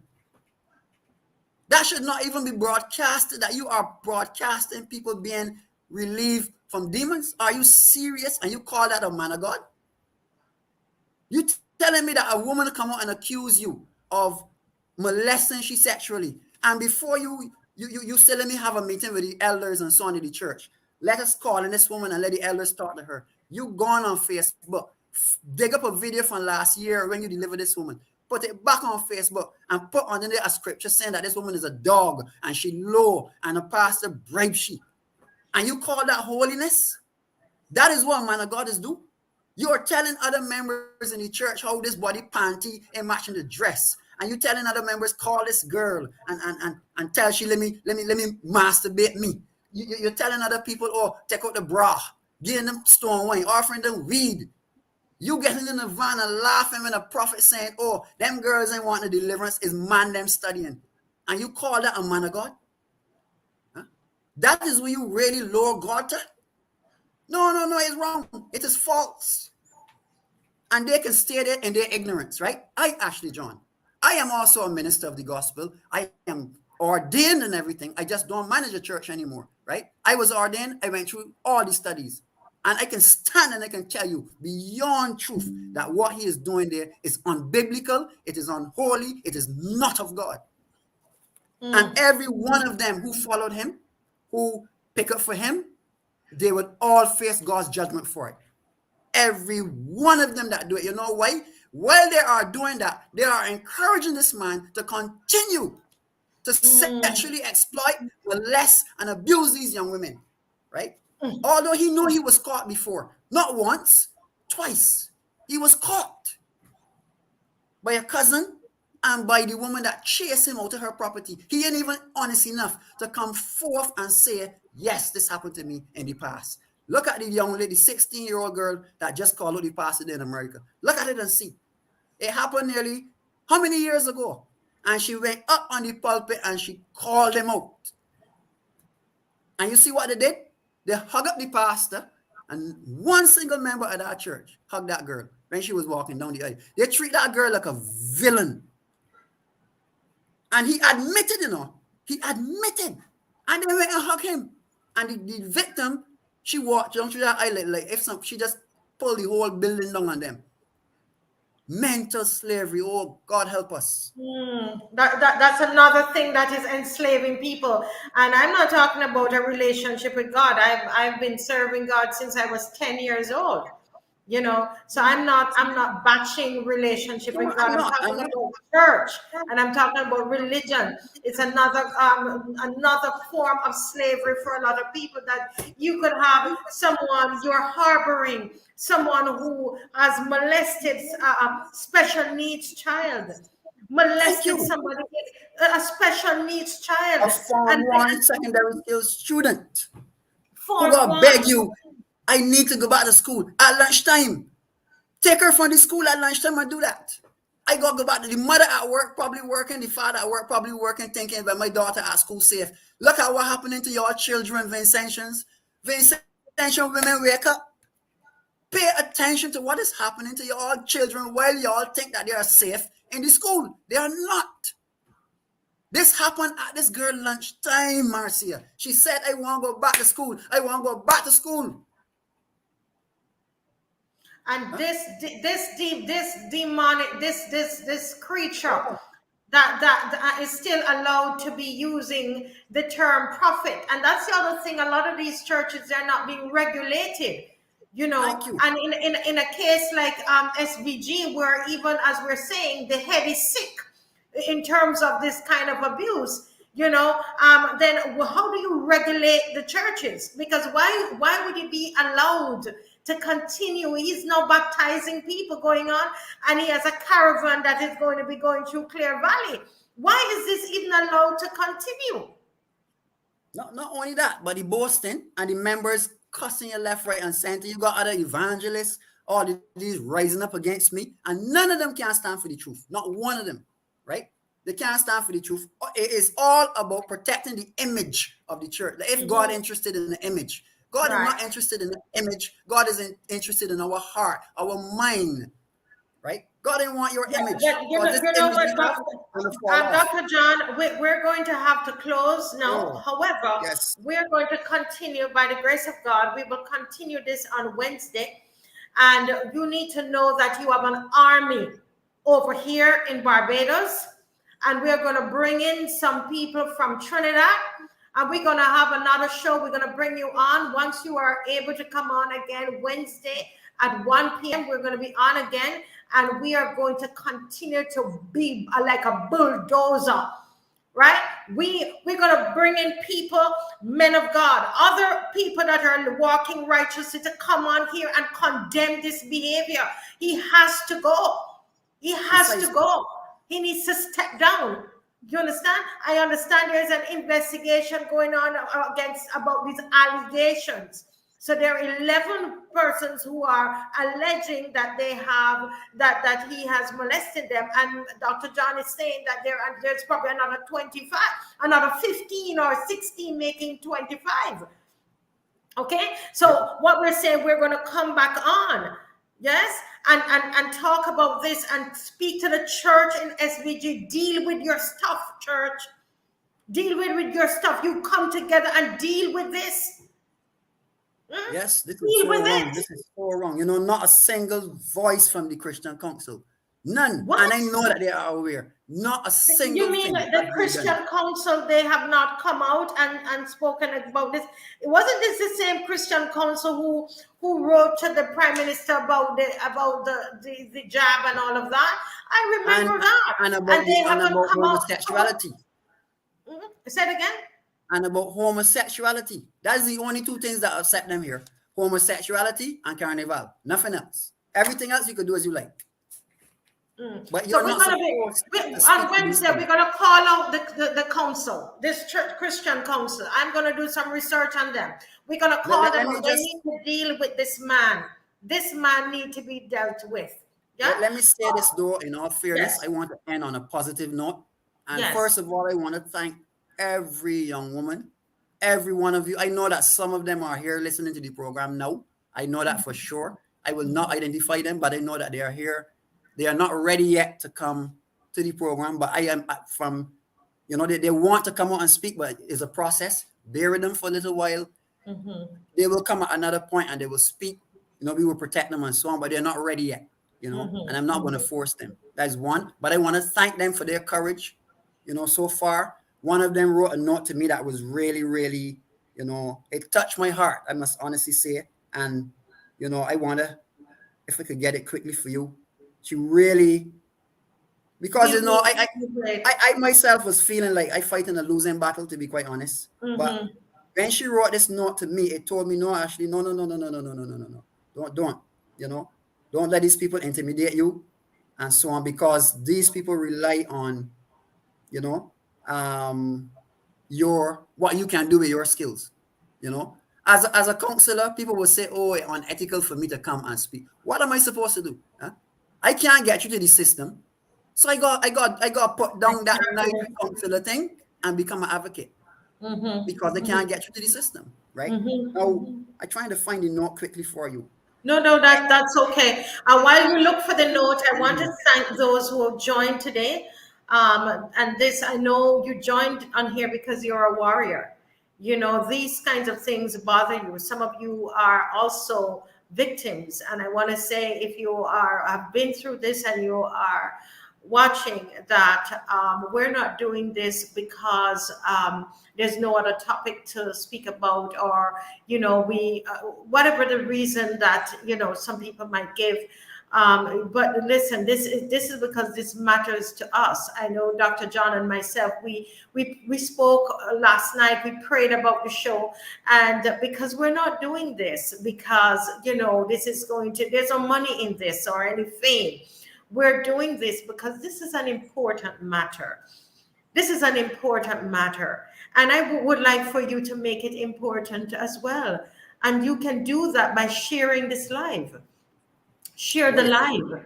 And whenever you know something, speak up. I've had neighbors that don't speak to me anymore because I am known that if once a child comes to me and tells me, I am going to talk and I'm going to the authorities, I don't care. Do whatever you want to do. I've done it over the years. I deal with young people. Up to this week, one coming to my office. Last week, Friday, another one came to me and I exposed it. I don't come on here and just talk. This is my life. This is what I live. You understand? This is important, and I'm asking you, please be a voice to the voiceless. Don't just listen and let this stop here today. If you're in St. Vincent, do what can pray about it? What can I do? It's about doing now. Did you find the note, Dr. John? Yes, I found it, yes. Now, This young lady, she wrote to me and she said, I want to thank you again. You've been a real rock to those of us who went through this, being able to know that coming to you means we have somebody to stand for us and who would stop at nothing to see justice be brought. That touched me. There are other notes, but that one really touched me because I had a number of people telling me, oh, what I am doing is nonsense. I can stress myself. I can this, I can that, I can the third, I can the fifth. And this young lady here is reaching out to say, listen, thank you. Because in coming to you, we know that you will stop at nothing to see justice is brought. Wow. Wow. Well, let them know you have all these tons of people that's on, that the Charmaine Kings, Olivers, Sierra Senna, Michelle, Makita Rouse, Joan Sharp, all of these people that are on. I see Nicole Watt, Real Isis, Alphine Simmons, Steve Moore. There are lots of people here that are going to war on their behalf because we go find him. You didn't tell us the name, but we go find him. Yeah, and I'm telling you, we're gonna come. We're not letting up on this here. We're not letting. We're gonna work with you from this end. Let them know that we are going to help. And I know Emmanuel will get on this from Politically Incorrect. There's another show, and we're gonna come at this by the grace of God, not in our own strength, but by His strength. Okay, so we want to thank you so much, Dr. John. Michelle is saying, stay strong, Dr. John. Charmaine is saying, bless you, sir. We'll keep you in prayer for also for your protection. Yes, and they're coming in, and I just want to say thank you everybody who stayed. It's a long show, and I've had to put off a couple of things I had to do because of this show, but it's important. Yeah, the Dr. magnitude of John, it. thank you, and stay safe.